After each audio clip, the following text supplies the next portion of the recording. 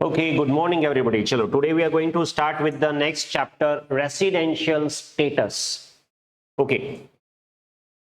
So, after basic, we must determine the residential status of any person. If you go ahead, before going with the 5 heads, first of all, you need to determine the residential status.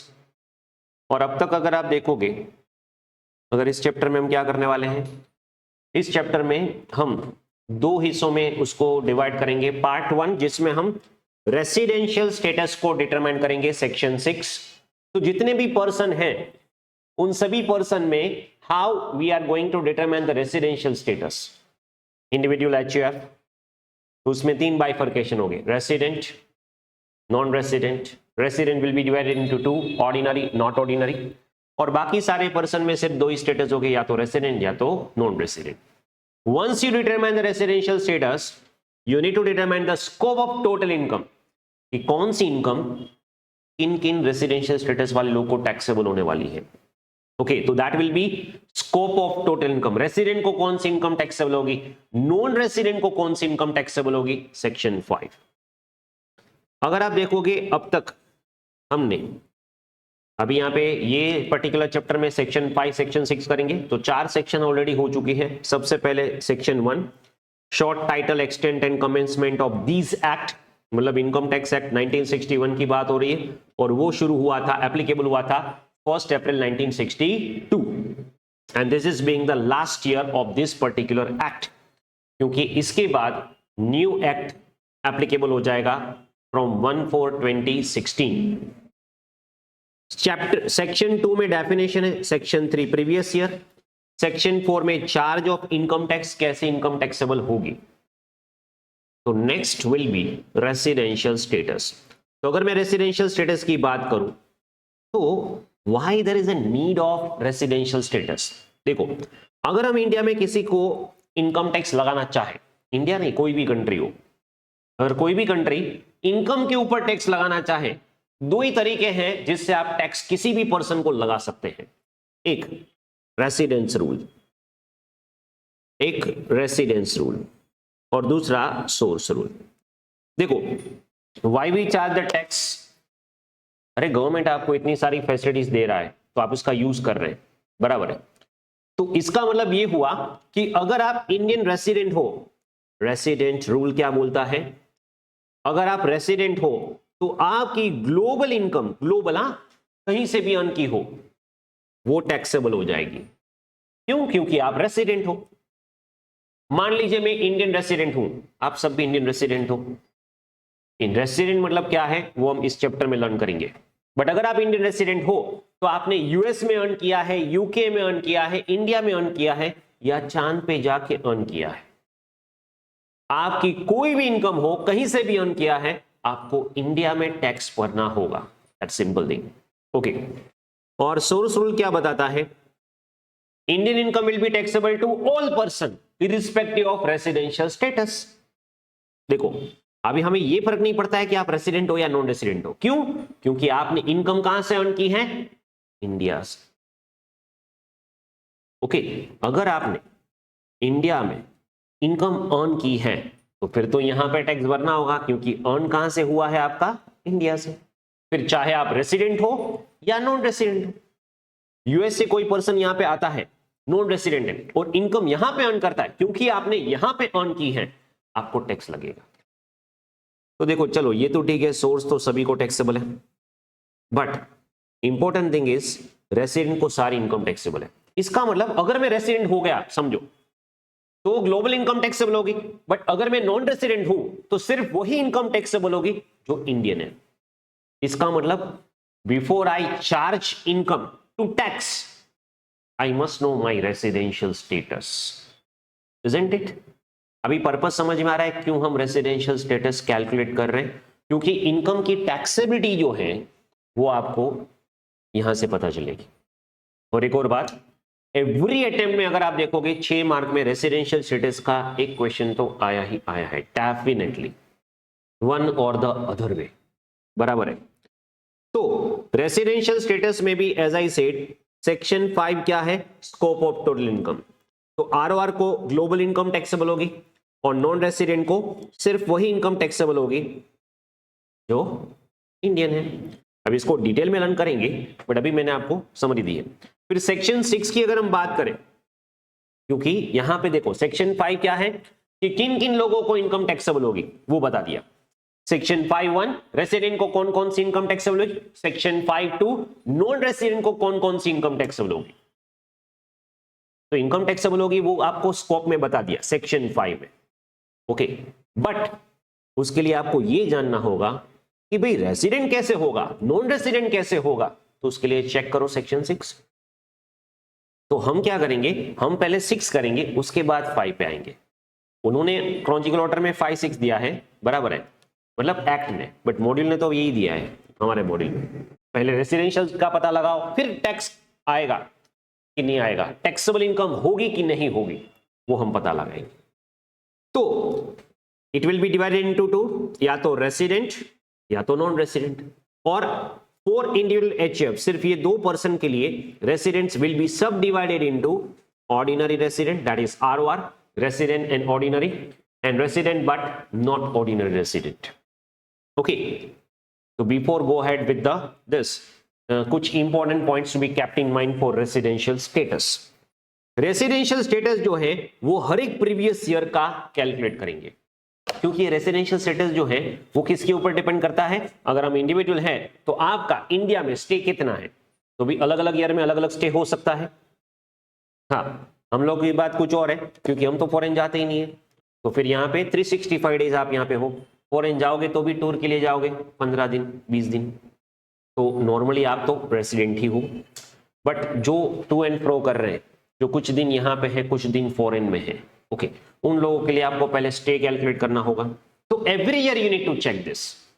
Residential status क्या करना है, every year we need to check. Next, residential status is person wise not head wise. ये हम status किसका check करते हैं, person का, individual, HUF etcetera, head wise नहीं। आप ऐसे नहीं बोल सकते चलो मैं बिजनेस मैंने पूरे साल किया है तो इसके लिए मैं रेसिडेंट हूं, बट जॉब मैंने 2 महीने की है तो उसके लिए मैं नॉन रेसिडेंट हूं। ऐसा नहीं होगा, हेड वाइज नहीं होगा। समझ में आ रहा है, आप एक हेड के लिए रेसिडेंट हो, दूसरे हेड के लिए रेसिडेंट नहीं हो, एक बिजनेस के लिए रेसिडेंट हो, दूसरे बिजनेस के लिए रेसिडेंट नहीं हो, ऐसा नहीं हो सकता। या तो आप रेसिडेंट हो या तो आप नॉन रेसिडेंट हो, और it will be applicable for all, बराबर। तो एक सेक्शन 6 सबसेक्शन 5 है जो बोलती है कि अगर कोई पर्सन रेसिडेंट होता है एक सोर्स के लिए, अगर कोई पर्सन रेसिडेंट होता है एक सोर्स के लिए, he shall be deemed to be resident for all other sources। Sir ऐसे कैसे होगा, अगर पर्सन रेसिडेंट है तो है, नहीं है तो नहीं है, एक हेड के लिए होगा एक हेड के लिए नहीं होगा, ऐसा कैसे हो सकता है। आगे मैं आपको प्रैक्टिकली बताऊंगा। एचएफ में हो सकता है, अदर पर्सन में हो सकता है, जहां पे कंट्रोल मैनेजमेंट की बात आए वहां पे ये सब हो सकता है, और कैसे हो सकता है वो मैं प्रैक्टिकली दिखाऊंगा। बट आपकी एक सेक्शन 6(5) वो क्या बोलती है, ये रेसिडेंशियल स्टेटस कैसे है, पर्सन वाइज। समझ में आ रहा है। हाँ, मान लीजिए हमारा प्रीवियस ईयर क्या है, हमारा प्रीवियस ईयर है, that you very well know, previous year 25-26, assessment 26-27। Okay, तो हमारा एसेसमेंट 26-27 है, उसके लिए आप रेसिडेंट हो। अभी लास्ट ईयर में चेक करो, वहां पे नॉन रेसिडेंट हो सकते हैं, उसके लास्ट ईयर चेक करो, वहां पे रेसिडेंट हो सकते हैं। तो अलग अलग ईयर में आपका स्टेटस अलग अलग हो सकता है, बट एक ही ईयर में आपके दो स्टेटस नहीं हो सकते, क्योंकि पर्सन वाइज है। चलो इतना समझ में आ रहा है, इसमें कोई डाउट। नेक्स्ट, सिटीजनशिप और रेसिडेंशियल स्टेटस का एज सच कोई लेना देना नहीं है। ओके, आप फॉरेन सिटीजन होते हुए भी इंडियन रेसिडेंट हो सकते हैं, आप इंडियन सिटीजन होते हुए भी फॉरेन रेसिडेंट हो सकते हैं, बराबर है। एज सच इसका लेना देना नहीं है। हाँ, बट इसकी कुछ कंडीशन में इंडियन सिटीजन को कुछ एक्सेप्शन मिलते हैं जो फॉरेन सिटीजन को नहीं मिलते, तो वहां पे इसका यूज होगा। बाकी ऐसा बिल्कुल ही नहीं है कि आप इंडियन सिटीजन हो मतलब आप इंडियन रेसिडेंट होगे, there is no such thing. Is this clear. Normally ऐसा हो सकता है, बट जरूरी नहीं है ऑलवेज ऐसा हो। ओके, चलो, तो ये कुछ important points which we need to keep in mind. As I said, residential status क्या होगा, एक होगा आरओआर, एक होगा आरएनओआर इंडिविजुअल की बात करें तो, और एक होगा एनआर। और इंडिविजुअल के लिए अगर हम चेक करें रेसिडेंशियल, पहले हम बात करते हैं रेसिडेंशियल स्टेटस ऑफ, अभी अलग अलग पर्सन के बारे में बात करेंगे।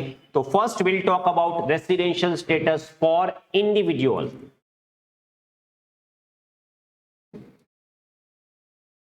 हमारा असेसमेंट ईयर है 26-27, हमारा प्रीवियस ईयर है 25-26। Okay, residential status of individuals।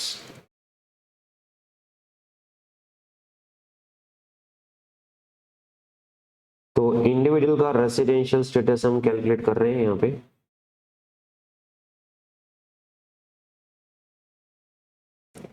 और इंडिविजुअल के रेसिडेंशियल स्टेटस के लिए सबसे पहले हम चेक करेंगे basic condition given under section 6(1).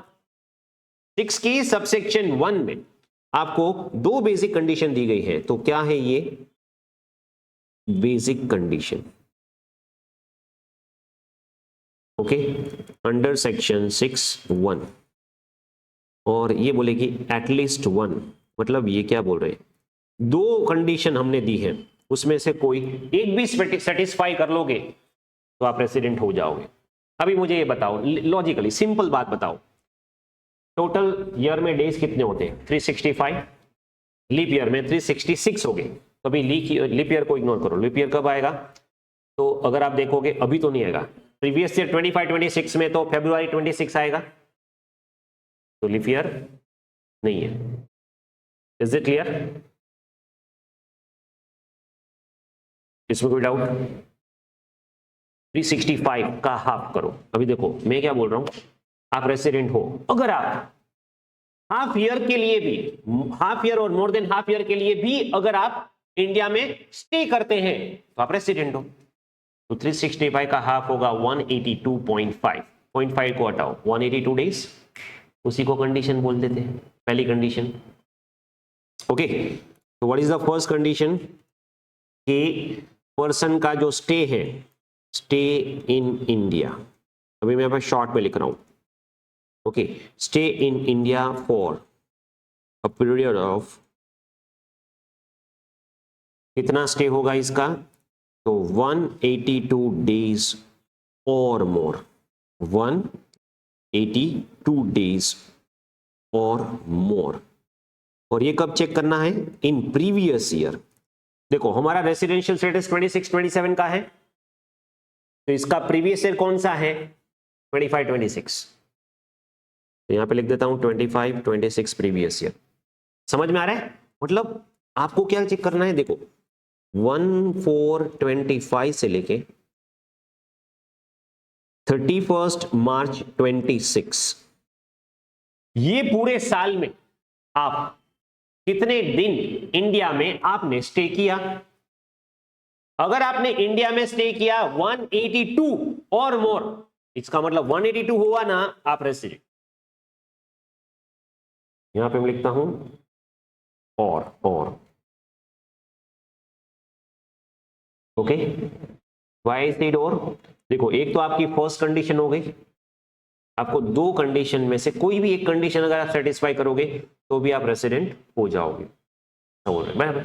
तो जो मोर देन हाफ ईयर और more than half year India में है, 182 डेज और मोर स्टे उसका इंडिया में है, तो वो हो जाएगा रेसिडेंट।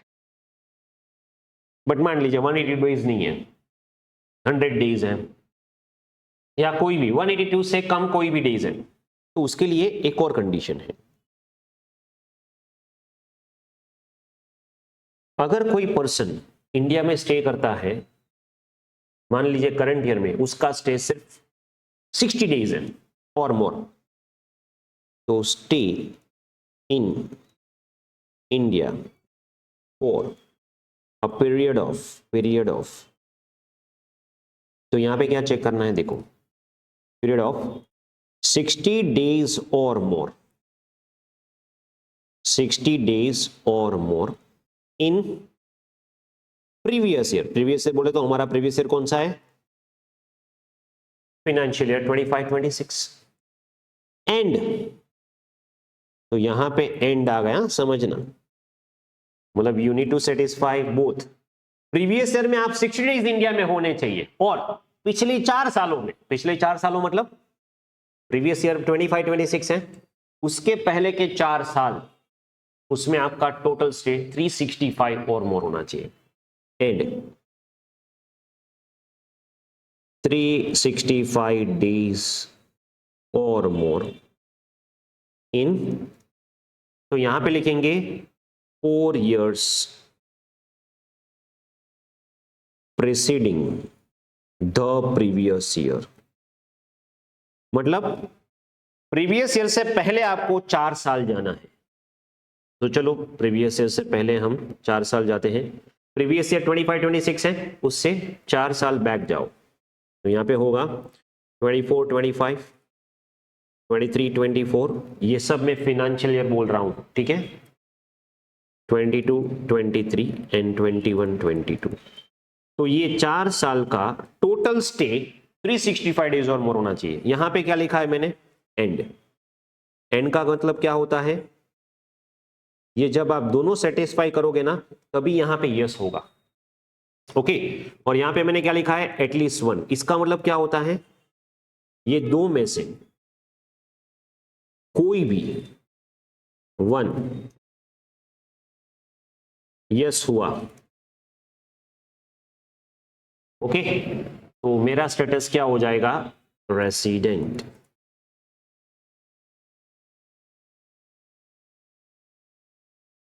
इतना क्लियर है इससे? अगर आप देखोगे आपको क्या करना है, 1425 से लेके 31 मार्च 26, टोटल जो 365 डेज है, उसमें आपका स्टे कितना है। अगर आपका स्टे 182 और मोर हुआ, तो मुझे सेकंड कंडीशन चेक ही नहीं करनी है। क्यों नहीं करनी है, अरे एक ही कंडीशन सेटिस्फाई करनी है। अगर 182 और मोर हो गया तब resident, I need not to check the second condition. But अगर 182 और मोर नहीं हुआ, then what I will do, I will check the second condition. Okay, is this clear? अगर मैं आपको बोलूं आपका स्टे इंडिया में 200 डेज है, रेसिडेंट। आपका स्टे 185 डेज, रेसिडेंट। आपका स्टे 300 है, रेसिडेंट। आपका स्टे 160 डेज है, नहीं, तो फिर यहां पे फर्स्ट कंडीशन सेटिस्फाई नहीं हो रही, गो फॉर सेकंड। 60 डेज और मोर इन प्रीवियस ईयर बोले, हाँ, तो फिर आपको क्या चेक करना है, पिछले 4 सालों में, प्रीवियस ईयर से 4 इयर्स बैक जाओ, और उसमें आपका स्टे कितना है। अगर वो 365 डेज और मोर हुआ, 4 साल का टोटल, 365 डेज और मोर हुआ, तो फिर आप रेसिडेंट हो जाओगे। बट आपने ना ही फर्स्ट कंडीशन सेटिस्फाई की, ना ही सेकंड कंडीशन सेटिस्फाई की, तो फिर आपका स्टेटस हो जाएगा non resident. But before we give the tag to non resident, एक और कंसेप्ट है 61A, डीम्ड रेसिडेंट, वो हमें चेक करना होगा। Is this clear? वो हम बाद में बोलते हैं, पहले ये फर्स्ट 2 बेसिक कंडीशन आपको क्लियर है, इसमें कोई प्रॉब्लम? तो यहां पे अगर आप देखोगे सेक्शन 61 में आपको क्या कंडीशन दी गई है, condition number 1, he has been present in India in previous year for a period of 182 days or more, section 61A, or he has been in India for 60 days or more in previous year and 365 days or more in 4 years immediately preceding the relevant previous year, immediately preceding the relevant previous year। तो हमारा previous year है 25-26, तो यहाँ पे 25-26, और उससे पहले 4 years back जाओ। क्लियर है ये कंडीशन? अभी देखो, मैंने आपको पहले भी बोला है, मैंने आपको यहाँ पे पहले इलस्ट्रेशन दिए, इलस्ट्रेशन इसलिए दिए हैं क्योंकि यहाँ पे अगर आप देखोगे इलस्ट्रेशन के बेसिस पे आपको ये पता चलेगा कि आपको आंसर प्रेजेंट कैसे करना है अगर डिस्क्रिप्टिव में है तो, बराबर है। फिर बाद में हम क्लास वर्क या होम असाइनमेंट करेंगे जिसमें आपको अनसोल्व सम की प्रैक्टिस भी हो जाएगी। तो इलस्ट्रेशन नंबर 1 पे आ जाओ, एक एक कंडीशन पे इलस्ट्रेशन में करवाऊंगा सो दैट प्रैक्टिकली आपको वो कंडीशन पता चल जाए, बराबर। चलो next, Sam came to India for the first time during 25-20। देखो यहाँ पे क्या बोला है, फर्स्ट टाइम इन इंडिया, मतलब प्रीवियस ईयर में कभी वो इंडिया आया ही नहीं है, तो अभी यहाँ पे सेकंड कंडीशन तो एप्लीकेबल होगी ही नहीं क्योंकि वो पहली बार आया है। तो पिछले 4 सालों का टोटल तो 0 होगा, तो आपको यहाँ पे क्या करना है, 182 और मोर रेसिडेंट, वरना नॉन रेसिडेंट। तो during the previous year he stayed in India for 50 days, 50 days नहीं, नॉन रेसिडेंट। अब देखो 50 डेज स्टे हुआ तो ना ही आप फर्स्ट कर रहे हैं ना ही सेकंड कर रहे हैं, इज इट क्लियर? तो आपका स्टेटस हो जाएगा नॉन रेसिडेंट। अगर आप 183 डेज हैं, हाँ, क्योंकि आपका 183 days है, you are satisfying the first of basic condition of given under section 6(1), और क्योंकि आप एक कंडीशन सेटिस्फाई कर रहे हैं तो आप क्या हो जाओगे? रेसिडेंट। ओके, नेक्स्ट 153 डेज है, तो देखो प्रीवियस ईयर में तो आप 6 डेज और मोर हो, बट पिछले 4 सालों में आप कभी इंडिया आए ही नहीं है, इसलिए नॉन रेसिडेंट। इसका मतलब देखो यहां पे अगर आप देखोगे तो यहां पे यस हो गया, बट यहां पे नो हुआ, तो ये एंड लिखा हुआ है। इसका मतलब अगर ये दोनों सेटिस्फाई होगी, मैं सेकेंड कंडीशन में जो 2 डेज दिए हैं वो दोनों सेटिस्फाई होगी, तो ही आउटर कॉलम में यहां पे यस आएगा। समझ में आ रहा है? Is this clear? ओके, चलो इतना क्लियर, इसमें कोई डाउट?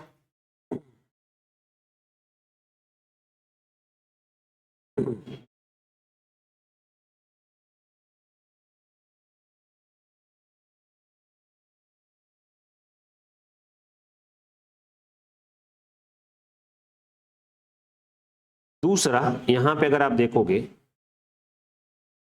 जैसे मैंने यहां पे आपको क्या दिया है? बेसिक कंडीशन, वैसे ही यहां पे आपको दी गई है एडिशनल कंडीशन।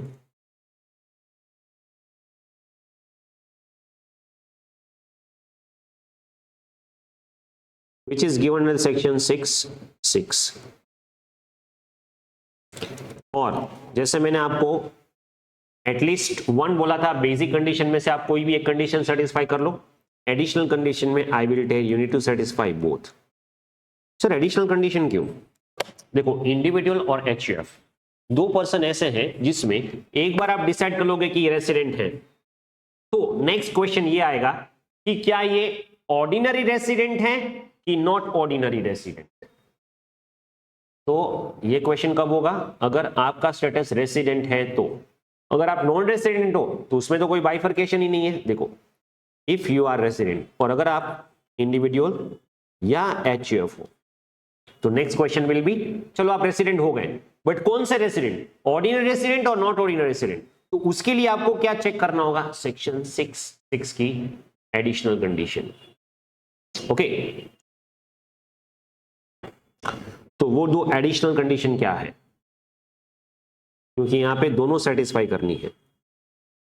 तो पहली ऐसी कंडीशन है कि वो जो पर्सन है वो रेसिडेंट इन इंडिया होना चाहिए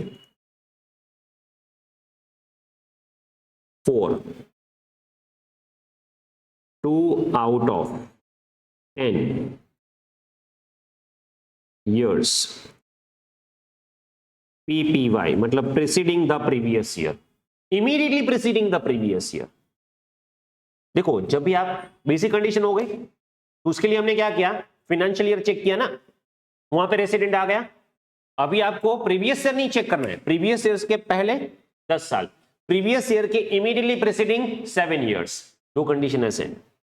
तो यहां पे जो भी कंडीशन होगी उसमें जो हम ईयर्स कैलकुलेट करेंगे वो कैसे कैलकुलेट करेंगे? Years preceding the previous year. मतलब यहां पे ये 10 कैसे काउंट होगा? 24, 25 ऑनवर्ड्स 10 years। तो क्या चेक क्या करना है? Resident India for 2 out of 10। मतलब कैसे चेक करना है? चलो फिर आपको क्या करना है? एक बार आप 25, 26 फाइनेंशियल में रेसिडेंट हो गए तो आपको क्या चेक करना है? चलो अभी पिछले 10 सालों में आपका रेसिडेंशियल स्टेटस क्या? 10 साल का चेक करेंगे। कैसे? वही ऊपर के 2 कंडीशन, 182 और मोर, नो 60 और मोर एंड 365 डेज और मोर, यस, तो हो गया। ऐसे करके 2 साल में अगर आप रेसिडेंट हो गए ना, कोई भी 2 साल, कंडीशन सेटिस्फाइड। अभी आप कितने साल रेसिडेंट हो वो बताने की जरूरत, मैं आउट ऑफ 10 6 साल रेसिडेंट हूं, 2 साल रेसिडेंट हूं, 3 साल रेसिडेंट, ऐसा कुछ बताने की जरूरत नहीं। आपको क्या चेक करना है? कंडीशन सेटिस्फाई हो रही है क्या? हाँ बस, तो डन।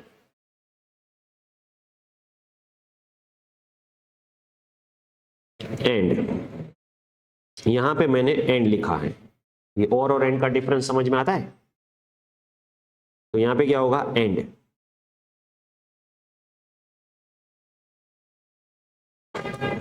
स्टे इन इंडिया, इसका स्टे कितना होना चाहिए, 4, 730 डेज और मोर, कितना, 730 डेज और मोर। और वो कैसे चेक करेंगे हम, इन 7 years preceding the previous year, immediately preceding the previous year. Is it clear? तो प्रीवियस ईयर के पहले के 7 साल का स्टे चेक करो, अगर वो 730 और मोर है तो ये दोनों सेट। इसका मतलब क्या है, 4 ROR, देखो 4 ROR। पहले तो मैंने क्या बोला, 4R at least one condition satisfy करो, और for ROR both additional condition, both additional condition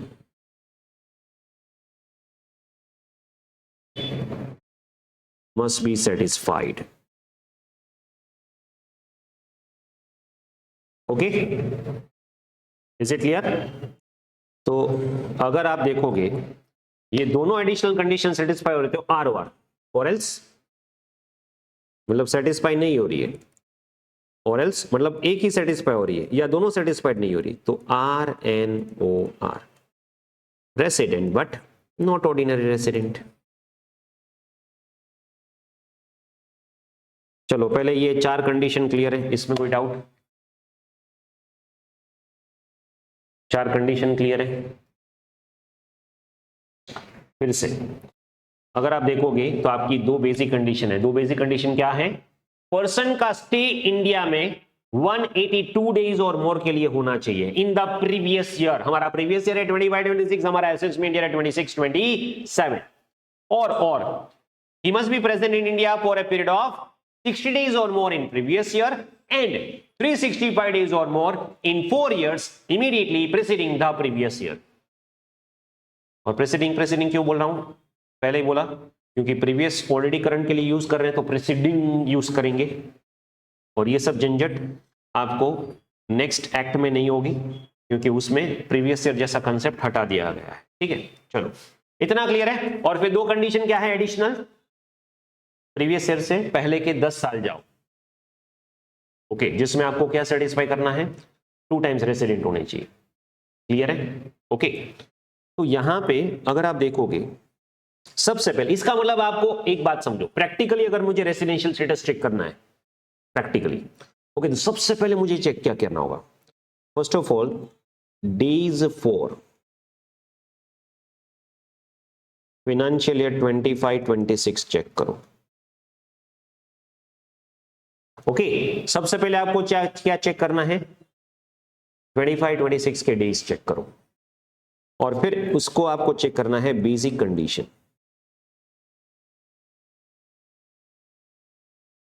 जिसमें यहां पे क्या होगा, 182 और मोर, तो यहां पे या तो 182 और मोर होना चाहिए या तो 60 और मोर होना चाहिए, और फिर हम चेक करेंगे पिछले 4 सालों का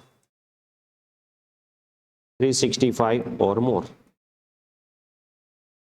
ओके, तो यहां पे अगर आप देखोगे पिछले 4 सालों का, एक बार ये कैलकुलेशन हो गया, देखो पिछले 4 साल मतलब यहां पे क्या होगा, 24, 25, 23, 24, 22, 23 एंड 21, 22। तो ये पिछले 4 सालों का टोटल आपका क्या होना चाहिए,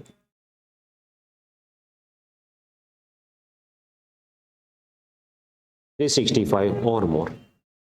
एक बार यहां पे यस आ गया तो अभी हमें क्या करना है, एडिशनल में हम क्या करेंगे, फर्स्ट जहां पे आपको करना है 10 साल, मतलब यहां पे फाइनेंशियल ईयर 24-25 से लेके प्रीवियस ईयर 24-25 से लेके 10 साल कैलकुलेट करो, और इसमें आपको 2 आउट ऑफ आर कितना चाहिए, रेसिडेंट कितना चाहिए, 2 आउट ऑफ 10, तो 24-25 ऐसे करके बैक जाओ, 10 साल काउंट करके बताओ कौन सा ईयर होगा,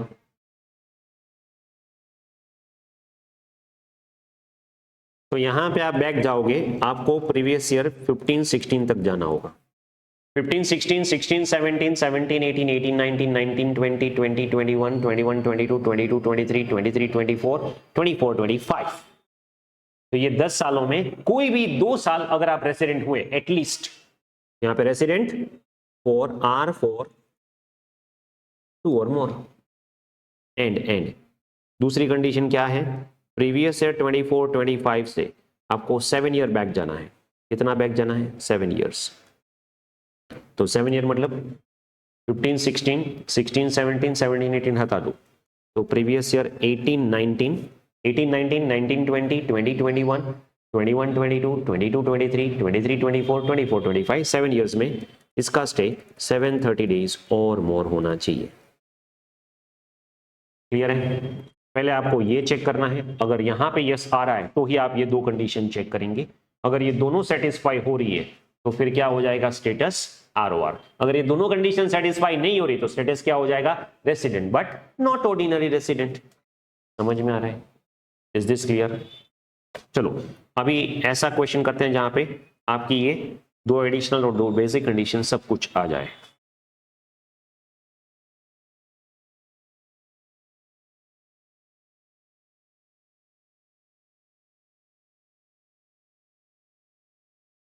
इलस्ट्रेशन नंबर 10, 1 से सीधा 10। हाँ, बीच में वो एक्सेप्शन है, अभी मैं एक्सेप्शन पे नहीं गया है, सेकेंड कंडीशन का कुछ एक्सेप्शन आता है, वो हम डिटेल में करेंगे, डोंट वरी। पहले मैं दो बेसिक कंडीशन और दो एडिशनल कंडीशन आपको समझा दूं, उसके बाद हम आगे जाएंगे। चलो यहां पे इलस्ट्रेशन नंबर 10 पे आ जाओ। X foreign citizen resides in India for previous year 25, 26, 83 days। अभी देखो ये फॉरेन सिटीजन है और इसका इंडिया में स्टे कितना है? 83, 182 और मोर? नो। 60 और मोर? यस। चलो रेसिडेंट होने के चांसेस हैं, पॉसिबिलिटी है, तो इसके लिए क्या चेक करना होगा? 4 year preceding the previous year 365 और मोर हो रहा है कि नहीं हो रहा है? तो 4 ईयर 1 2 3 4, ये चार का टोटल करो, 121, 175, 15, 67, 378, 365 और मोर? यस। 60 और मोर? यस। इसका मतलब आप सेकेंड कंडीशन सेटिस्फाई कर रहे हैं। He satisfy one of the PC condition given under section 6(1), तो इसका स्टेटस क्या हो जाएगा? रेसिडेंट। पहले ये समझ में आया? अभी एक बार आपने फर्स्ट कंडीशन या सेकेंड कंडीशन या आप रेसिडेंट हो गए तो आपको बेसिक कंडीशन सेटिस्फाई हो गई, तो आपको एडिशनल कंडीशन चेक करनी होगी सेक्शन 6(6) की। अभी उसके लिए आपको क्या करना है? पिछले 10 सालों में 2 टाइम्स R होना चाहिए। अभी देखो इसका एक शॉर्टकट बता देता हूं मैं आपको। पिछले 10 सालों का आप टोटल लिख दो, कहीं पे भी 182 और मोर है, 182 और मोर, क्योंकि आपको क्या चेक करना हो? देखो पहले यहां पे 182 और मोर, नो 60 और मोर, तो फिर ये 4 साल हाँ हो जाएगा। समझ में आ रहा है? तो ऐसे करने से आपको क्या करना है? 2 ही बार चाहिए, तो यहां पे देखो ये 2 बार तो एज इट इज आ गया, बात हो गई खत्म। बट फिर भी आपको इतना चेक करना नहीं, अभी मुझे 10 सालों का रेसिडेंशियल स्टेटस चेक करना है, तो करो। कैसे? पहले इसका चेक करते, तो यहां पे आपको 2 बेसिक कंडीशन चेक करनी होगी। अभी आपका प्रीवियस ईयर क्या हो गया? 24, 25, 182 और मोर? नो। 60 और मोर? यस। अभी 4 साल कैसे काउंट करना है? इसके पिछले 4 साल ऐसे, तो ये हो जाएगा। फिर यहां पे ये नहीं होगा, फिर ये हो जाएगा, हो जाएगा, हो जाएगा, हो जाएगा, ऐसा करके चेक करना है। समझ में आ रहा है?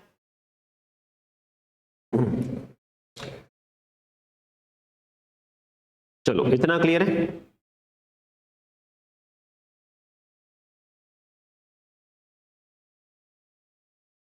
फिर ये 2 बार तो हो गया, अभी आपको क्या चेक करना है? 7 ईयर्स। 7 ईयर्स काउंट करो, 1 2 3 4 5 6 7, तो यहां से लेके यहां तक स्टे कितना है इसका?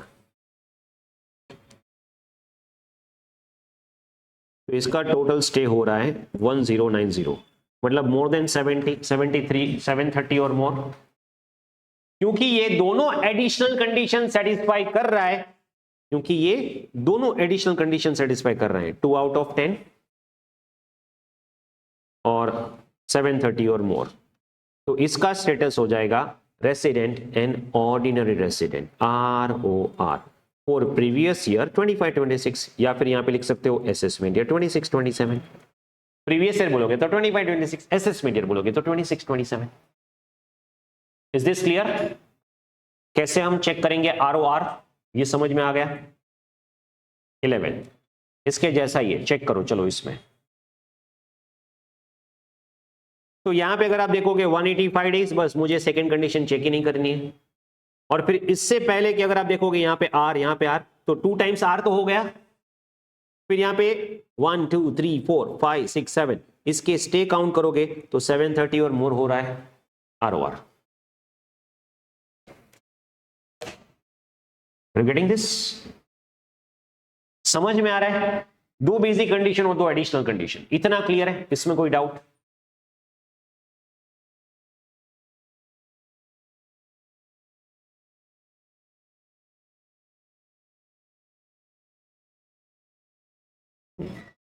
चलो, तो ये थी आपकी 2 बेसिक कंडीशन, 2 एडिशनल कंडीशन।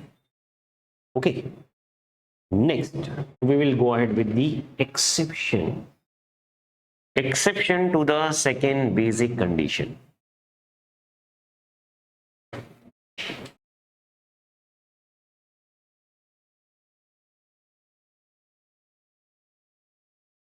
क्या है ये एक्सेप्शन? देखो, इनकम टैक्स में जब भी आप करोगे तो एक तो डीमिंग का कंसेप्ट आएगा, एक एक्सेप्शन का कंसेप्ट आएगा। और मैंने आपको पहले भी बताया है, हमने एक लास्ट बेसिक में एक क्वेश्चन किया था कि income of the previous year will be assessed to tax in immediately succeeding year called assessment year. Always ऐसे ही होता है, बट उसके 5 एक्सेप्शन हमने देखे थे। Is it clear? तो वो एक्सेप्शन में मैंने आपको लॉजिक भी समझाया था कि ये लॉजिक था, इसीलिए ये एक्सेप्शन रख रहे हैं। तो यहां पे भी ऐसा एक्सेप्शन है, exceptions for second basic condition.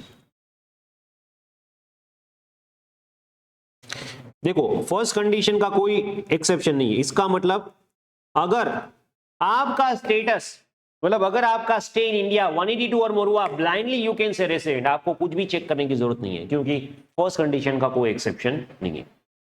But second condition का एक्सेप्शन है। तो कुछ एक्सेप्शन के केसेस में सेकेंड कंडीशन एप्लीकेबल नहीं होगी, या उसका डे 60 की जगह पे एक्सटेंड हो जाएगा। तो थोड़ा डिफरेंट होगा। एक्सेप्शन मतलब नॉर्मली उसको ट्रीट नहीं करेंगे। तो before I go for the actual concept of exception or wordings of the exception, इसका लॉजिक समझते हैं कि एक्सेप्शन क्यों दे रहे हैं। ओके, अभी एक्सेप्शन देने का लॉजिक क्या है?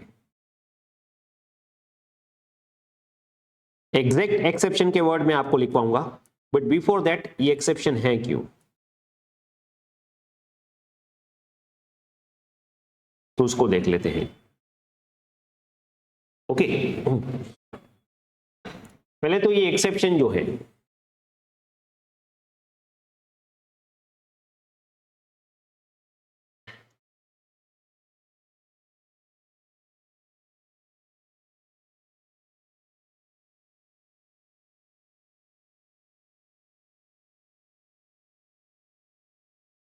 पहले तो ये एक्सेप्शन है वो सिर्फ और सिर्फ इंडियन सिटीजन के लिए। किसके लिए है?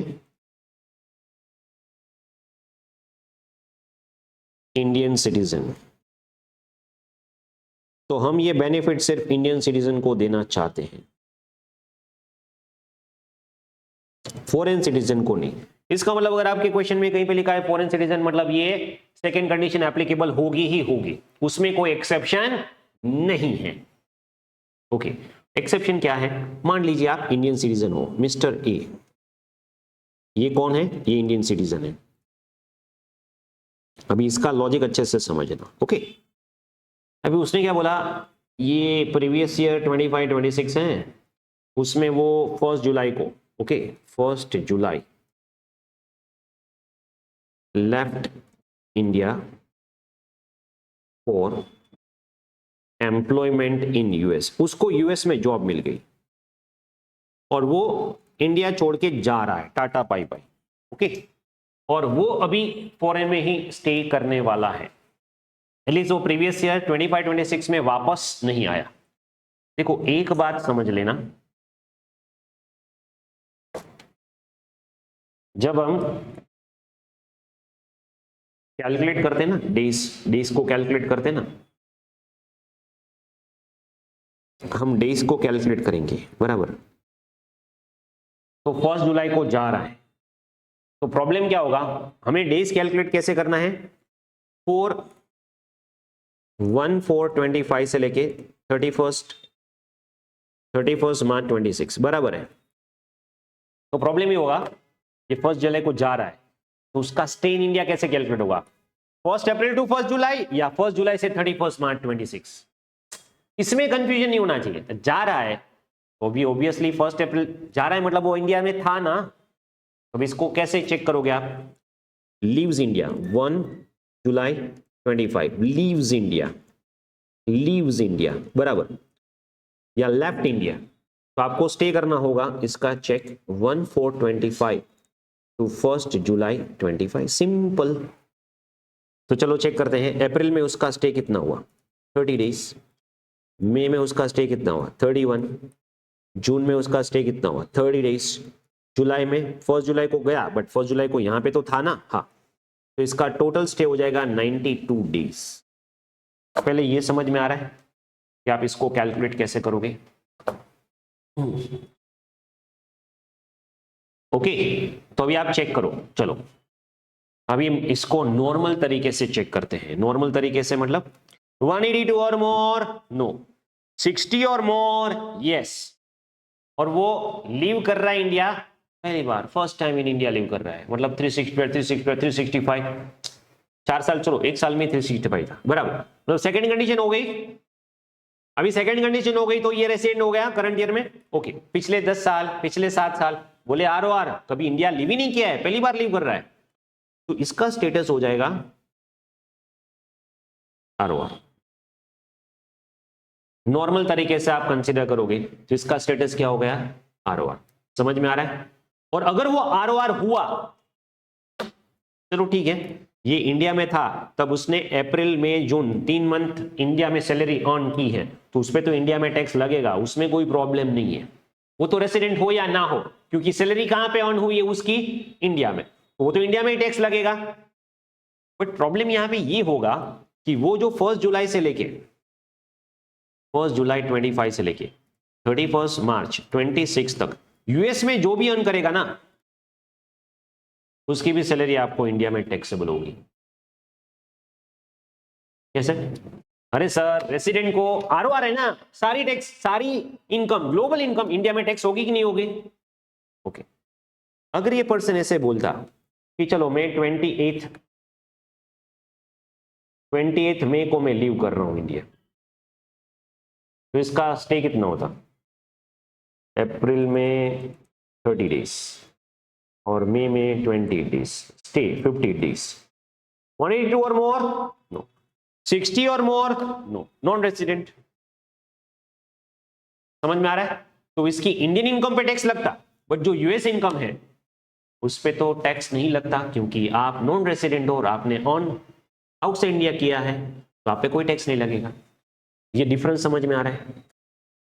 ये डिफरेंस से एक लॉजिक जन्म लेता है, और वो लॉजिक है, ये पर्सन सिर्फ करंट ईयर में इंडिया लीव कर रहा है, थोड़े दिन अर्ली लीव किया होता तो उसको कुछ और कंडीशन एप्लीकेबल होती। समझ में आ रहा है। और ये किस पर्पस के लिए लीव कर रहा है, ऐसा तो नहीं कि चलो घूमने गया है वापस आ जाएगा। ये लीव किस पर्पस के लिए किया है, एम्प्लॉयमेंट आउटसाइड इंडिया। तो इन्होंने एक एक्सेप्शन बनाया। क्या एक्सेप्शन बनाया, एक्सेप्शन कुछ इस तरह बनाया। तो यहां पे exception to second basic condition में पहला एक्सेप्शन में लिख रहा हूं, और ये लॉजिक मैंने आपको यहां पे बताया, उसके बेसिस पे ये एक्सेप्शन लिख रहा हूं मैं। अगर आप पहले तो इंडियन सिटीजन है कि नहीं है, हाँ, तो ही आपको ये एप्लीकेबल है।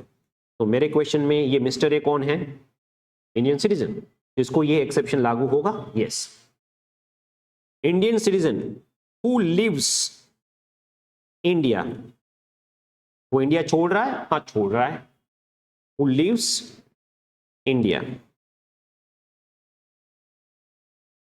for the purpose of, किस पर्पस के लिए लीव कर रहा है? एम्प्लॉयमेंट, जॉब, बिजनेस, कुछ भी हो सकता है। Employment outside India.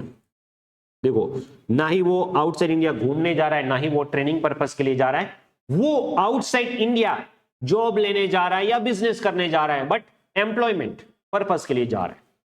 तो फिर तो वो जल्दी से वापस तो आने वाला है नहीं। समझ में आ रहा है? और करंट ईयर में वो जा रहा है, अभी देखो जाने में थोड़ी देरी हो गई, उसकी वजह से वो वार हो गया। समझ में आ रहा है? जाने में थोड़ी देरी होगी, थोड़ी देरी मतलब अगर इंडिया में स्टे करंट ईयर में 182 और मोर से कम है, 182 से कम है, बट 60 से ज्यादा है, 100 डेज, 120 डेज, 150 डेज, बराबर, तो उसकी वजह से, सिर्फ वो प्रॉब्लम की वजह से, वो सेकेंड कंडीशन की वजह से वो आर हो गया। तो हम क्या करते हैं, और इसमें एक और है, तो हम क्या करेंगे,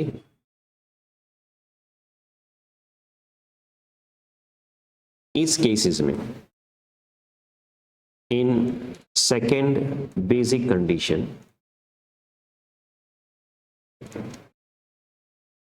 period of stay, period of 60 days extended to 182 days, extended to 182 days in previous year। इसका मतलब ये कंडीशन में, ये भी मैं जो बोल रहा हूं ना एक्सेप्शन, उसमें आपको क्या मतलब, देखो एक्सेप्शन होगा मतलब क्या हो जाएगा, तो अगर ये सिचुएशन हुई, सिचुएशन क्या हुई, आप इंडियन सिटीजन हो, हाँ, आप इंडिया लीव कर रहे हैं, हाँ, किस पर्पस के लिए लीव कर रहे हैं, आप एम्प्लॉयमेंट पर्पस के लिए इंडिया लीव कर रहे हैं। तो यहां पे इन्होंने क्या बोला पता है, देखो मैं उसको बोल रहा हूं सेकेंड कंडीशन एप्लीकेबल ही नहीं होगी, ये लोग एक्ट में कैसे बोलते हैं पता है, मैं ऐसा बोलूंगा सेकेंड कंडीशन एप्लीकेबल ही नहीं होगी, बट आप ऐसा नहीं बोल सकते। थियोरेटिकली एक्ट में क्या लिखा हुआ है, एक्ट में ऐसे लिखा हुआ है, एक्सेप्शन में ऐसे लिखा हुआ है कि ये जो ये 60 डेज जो है ना, ये 182 डेज हो जाएगा। समझ में आ रहा है? इन लोगों ने क्या बोला, 60 days will be extended to 182 days, मतलब फर्स्ट कंडीशन 182 और मोर, और सेकेंड कंडीशन 182 और मोर एंड 365 डेज और मोर। तो भी ये सेकेंड कंडीशन का कोई इंपॉर्टेंस है क्या? नहीं है, क्योंकि आपको क्या चेक करना है, 182 डेज और मोर, दैट्स इट। समझ में आ रहा है? इसका मतलब ये हुआ शॉर्ट में, so only 182 days criteria is applicable in this case। तो अभी समझ में आ रहा है? ये क्लियर है? मैं कौन हूं? इंडियन सिटीजन, मैं लीव कर रहा हूं इंडिया, किसके लिए? एम्प्लॉयमेंट पर्पस के लिए। तो जिस ईयर में मैं लीव कर रहा हूं, सिर्फ उस ईयर में मुझे ये एक्सेप्शन मिलेगा। समझ में आ रहा है? जिस ईयर में मैं लीव कर रहा हूं, सिर्फ उसी ईयर के लिए मुझे ये एक्सेप्शन मिलेगा। तो अगर हमारे करंट ईयर में, हमारे करंट प्रीवियस ईयर में अगर कोई लीव कर रहा है, तो वहां पे आपको ये चेक करना होगा। चेक करते हैं इलस्ट्रेशन नंबर 2। चलो इलस्ट्रेशन नंबर 2 पे आ जाओ। एक एक एक्सेप्शन का उसका एक एक एग्जांपल करेंगे हम, okay, so that theoretical practical with logic आपको क्लियर हो जाएगा। और ये कंडीशन मगअप करने की जरूरत भी नहीं होगी, आपको एज इट इज इतनी बार हम रिपीट करेंगे कि कंडीशन एज इट इज आपको याद रह जाएगी।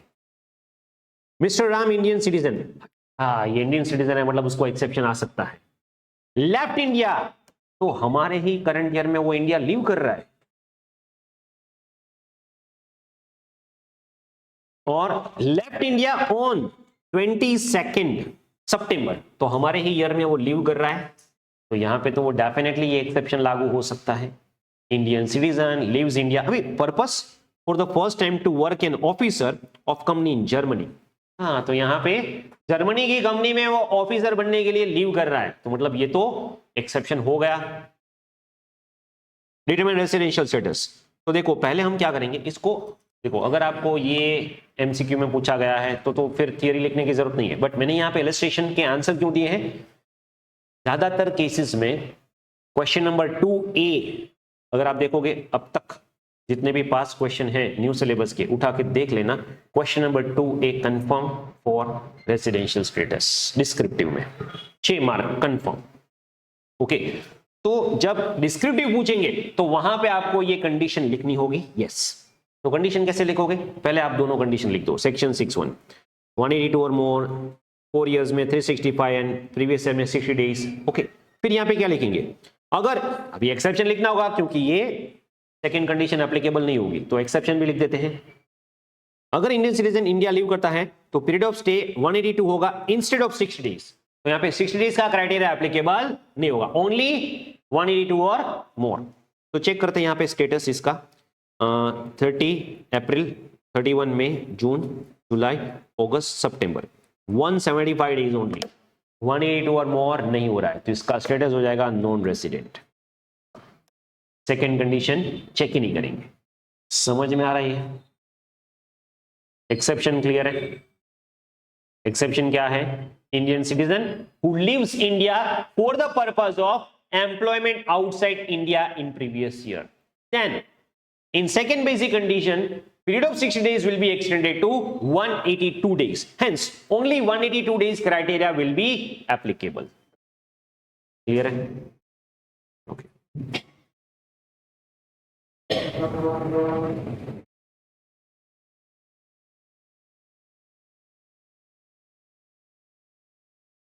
अभी ये जो एक्सेप्शन है यहां पे मैंने और लिखा, ये जो एक्सेप्शन हम करेंगे वो जैसे इंडियन सिटीजन को है वैसे इंडियन सिटीजन को एक और एक्सेप्शन लागू होगा। एक आप इंडियन सिटीजन जा रहे हैं, देखो जाने के लिए ये दो है पॉइंट, और ये दोनों पॉइंट जाने के लिए, लीव करने के लिए सिर्फ इंडियन सिटीजन को ही एप्लीकेबल है। तो एक आप कोई भी पर्सन है और फॉरेन में आप जॉब लेने जा रहे हैं या बिजनेस करने जा रहे हैं, और दूसरा ये स्पेसिफिकली उन लोगों के लिए एप्लीकेबल है जो crew member of Indian ship है। तो देखो शिप, पहले तो इंडिया में स्टे मतलब क्या? What do you mean by stay in India? तो बोलेंगे स्टे इन इंडिया मतलब भारत की सरजमीन पे जो आपने स्टे करते हैं वो तो आएगा ही आएगा, but even if you are inside the territorial waters of India, India की डेफिनेशन में टेरिटोरियल वाटर्स भी आ जाएगा। तो मान लीजिए भारत के समुद्री किनारे पे आप हो, मान लीजिए आप शिप में हो और शिप अभी भी कहां पे है? इंडियन टेरिटोरियल वाटर्स में है, तो आप इंडिया में ही हो ऐसा माना जाएगा। समझ में आ रहा है? अभी आप सोचो कोई पर्सन जो है इंडियन सिटीजन, वो इंडियन शिप में जॉब कर रहा है और वो शिप फॉरेन जा रही है वापस इंडिया आ रही है, फॉरेन जा रही है वापस इंडिया आ रही है, तो उसका स्टे आप कैसे करोगे? चलो उसका स्टे कैसे करोगे इसका भी एक नोटिफिकेशन है कि आप स्टे कैसे काउंट करोगे। बट मान लीजिए मैंने काउंट कर लिया और वो स्टे आया 100 डेज, 120 डेज, 125 डेज। अभी वो तो शिप में जॉब कर रहा है, अभी शिप जितनी बार इंडिया, अभी देखो ये जॉब कर रहा है बराबर, तो वो तो फॉरेन बाउंड शिप है, वो तो इंडिया फॉरेन जाएगा वापस इंडिया आएगा, फॉरेन जाएगा वापस इंडिया आएगा। तो उसके लिए अगर आप 60 डेज वाली कंडीशन लगाओगे तो वो तो आर हो जाएगा क्योंकि बार बार वो इंडिया आ रहा है, और एटलीस्ट वो 2 to 3 मंथ्स तो फैमिली के लिए स्पेंड करेगा, एक रहेगा टाइम। और अगर उसने मान लीजिए 70 डेज, 75 डेज, 80 डेज स्पेंड कर लिया तो आप वैसे भी बोल दोगे, 100 डेज आ गया तो वैसे भी बोल दोगे कि इसका स्टेटस आर हो जाएगा। तो हम उन लोगों को बेनिफिट देना चाहते हैं, तो उसके लिए भी 182 डेज क्राइटेरिया। आप कौन हो? Indian citizen.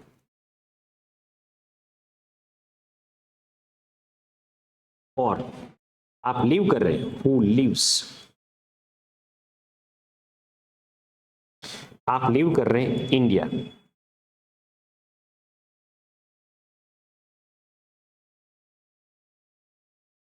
अगर आप यहां पे देखोगे आप हो Indian citizen who lives India as a crew member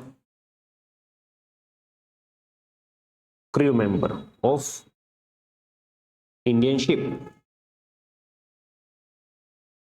तो आपके लिए भी ये एक्सेप्शन लागू हो जाएगा, सिर्फ 182 डेज और मोर। क्लियर है? तो ये लीव कर रहे हैं तो दो केसेस ऐसे हैं जिसमें लीव के लिए आपको एक्सेप्शन होगा सेकेंड कंडीशन का, मतलब वहां पे आपको सिर्फ और सिर्फ फर्स्ट बेसिक कंडीशन 182 डेज का क्राइटेरिया चेक करना है। या तो आप इंडियन सिटीजन हो जो एम्प्लॉयमेंट के लिए आउटसाइड इंडिया जा रहे हैं, और या तो आप इंडियन सिटीजन हैं as a crew member of Indian ship आप जा रहे हैं। समझ में आ रहा है? तो अगर आप इंडियन शिप के क्रू मेंबर हैं तो आपके लिए भी ये एक्सेप्शन लागू हो जाएगा। Is this clear? क्योंकि ज्यादातर केसेस में ये शिप बाहर होगी, फॉरेन बाउंड शिप। ओके, तो आप बाहर ही होगे ज्यादातर केसेस में, इसलिए आपको भी ये एक्सेप्शन लागू हो जाएगा। अभी यहां पे अगर आप देखोगे, जैसे अगर आप देखोगे एक कंडीशन, एक एक्सेप्शन जाने के लिए है, वैसे ही एक एक्सेप्शन आने के लिए है वापस।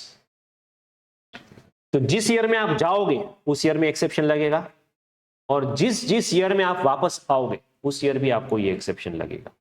और आने के लिए क्या है, यहां पे बात करते हैं second exception. Okay, second exception क्या है? फिर से ये किसको एप्लीकेबल है? Indian citizen. तो इंडियन सिटीजन को तो ये एप्लीकेबल है ही है, बट साथ में ये इंडियन ओरिजिन को भी एप्लीकेबल है, इंडियन ओरिजिन को भी एप्लीकेबल है। पहले मैं इंडियन सिटीजन वाला एग्जांपल कंटिन्यू करता हूं, फिर मैं आपको इंडियन ओरिजिन की डेफिनेशन समझाता हूं, और ये भी समझाऊंगा कि what do you mean by that Indian origin. Okay, who comes back, who comes back to visit India?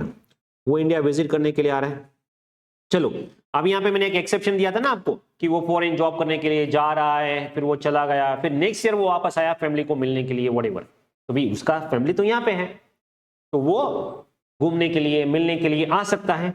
1 month आया, 2 मंथ्स आया, मान लीजिए 3 मंथ्स आया, और अगर आप देखोगे 3 मंथ्स वो इंडिया में आया और एवरी ईयर आ रहा है, या मान लीजिए वो 3 मंथ्स आया, तो अभी क्या हुआ, वो तो लास्ट ईयर ही फॉरेन गया था।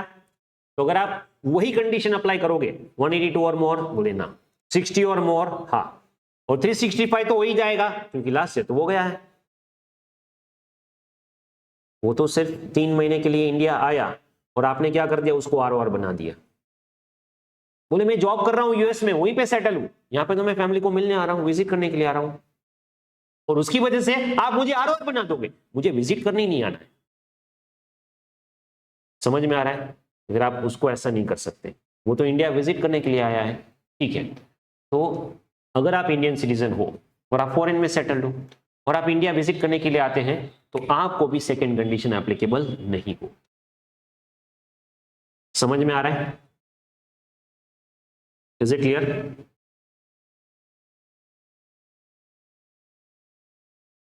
नेक्स्ट क्वेश्चन ये जाएगा, तो सर ये इंडियन ओरिजिन मतलब क्या है?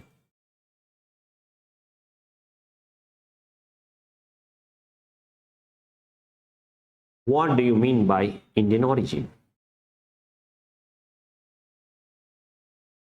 इंडियन सिटीजन तो समझ में आ गया, चलो कि अगर मैं इंडियन सिटीजन हूं तो मुझे ये एक्सेप्शन लागू हो जाएगा, बट इंडियन ओरिजिन मतलब क्या?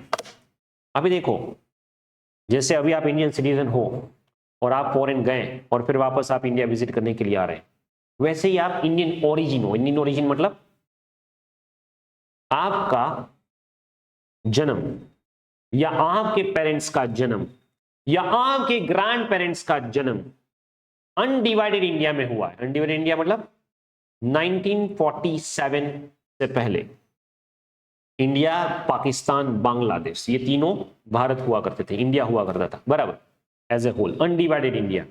अगर उसमें आपका बर्थ हुआ है तो आप इंडियन ओरिजिन हो।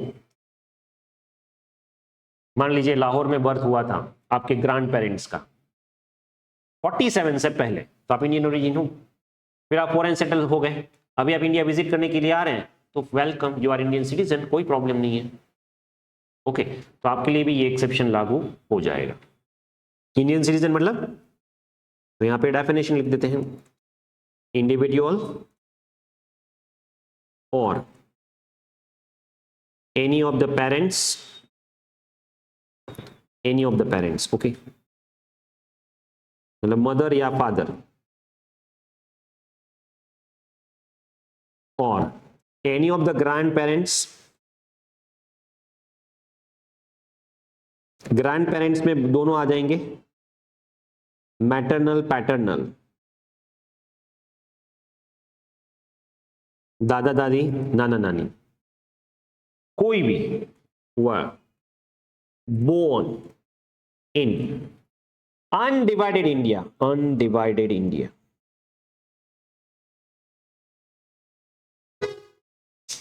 मतलब before, on or before 1947 in India, Pakistan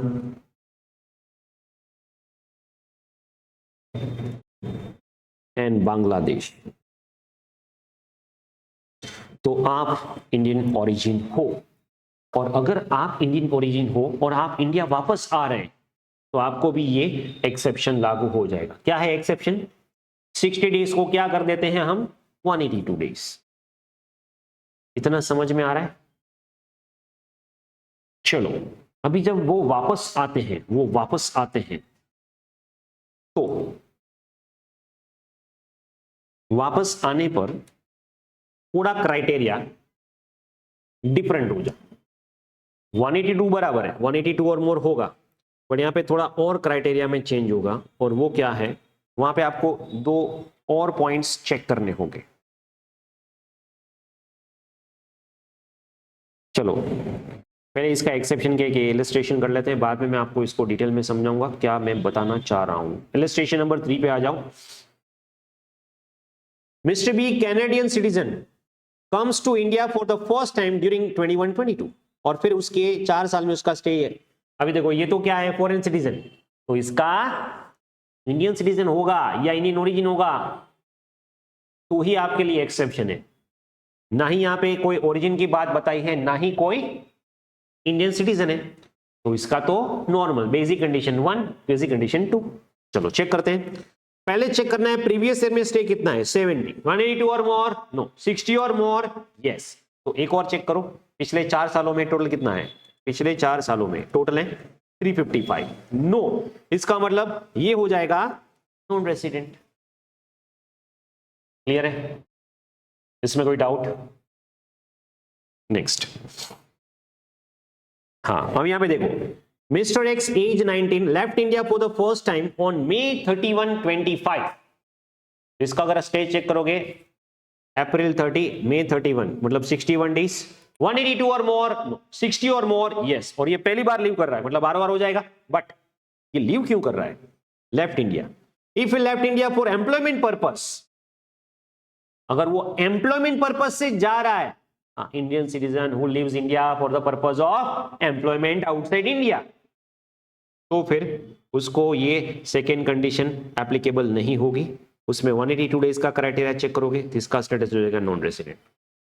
but अगर वो वर्ल्ड टूर के लिए जा रहा है, एम्प्लॉयमेंट के लिए नहीं जा रहा है, तो फिर फर्स्ट सेकेंड कंडीशन एप्लीकेबल हो जाएगी, तो फिर इसका स्टेटस हो जाएगा ऑर्डिनरी रेसिडेंट। क्योंकि 60 और मोर, और वो कभी इंडिया लीव ही नहीं किया है, तो पिछले सभी ईयर में 365 आर ओ आर, तो यहां पे ये केस में एक्सेप्शन लागू होगा, ये केस में एक्सेप्शन लागू नहीं होगा। समझ में आ रहा है? Are you getting this or not? Okay, shall we go ahead then? Next. Mr. Day, non-resident residing in USA, came back to India on 1/4/25 for permanent settlement. देखो 1/4/25 को आया, मतलब उसका फाइनेंशियल ईयर पहली बार आया, financial year 24-25 365, financial year 25-26 365। Okay, हाँ फिर तो बस इतना ही, हाँ, और पिछले ईयर्स में 000। तो चलो पहले चेक करते हैं करंट ईयर में 182 और मोर, यस। पिछले 4 साल, सॉरी पिछले 10 सालों में सिर्फ एक ही बार आ रहा है। एक और बात, जब मैं 10 साल चेक करूंगा तो ऐसे मत बोलना ये आर 2 हो गया, अरे 10 ईयर्स काउंट कैसे करोगे? प्रीवियस ईयर को छोड़ के बाकी के 10 ईयर्स। तो यहाँ पे एक ही आर हुआ, समझ में आ रहा है, और 730 और मोर नहीं हुआ। तो ये दोनों में से कोई भी एडिशनल कंडीशन सेटिस्फाई नहीं कर रहा है, तो इसका क्या हो जाएगा स्टेटस? Not ordinary resident. समझ में आ रहा है कि नहीं आ रहा है? देखो, जब आप रेसिडेंशियल स्टेटस चेक करेंगे ना तो उसमें प्रीवियस ईयर का डेज काउंट करेंगे। एक बार रेसिडेंट या नॉन रेसिडेंट हो गया ना, फिर प्रीवियस ईयर को हाथ नहीं लगाएंगे। प्रीवियस ईयर के पहले के 10 साल, प्रीवियस ईयर के पहले के 7 years preceding the previous year, 10 years immediately preceding the previous year, 7 years immediately preceding the previous year. Clear है? Will we go ahead then? Next, हाँ, अब यहां पे देखो, मिस पल, Indian citizen left India for the first time on 1st April 25 for joining job in Tokyo, and she came to India on 11 Jan. देखो 1st April मतलब अप्रैल में 1 day होगा, और जब भी प्रीवियस ईयर काउंट करेंगे ना तो सबसे पहले आपको क्या करना है, 1/4/25 से लेके 31 मार्च 26, ये आपका करंट प्रीवियस ईयर है। तो पहले प्रीवियस ईयर चेक करते हैं, उसका स्टेटस होगा यहां पे,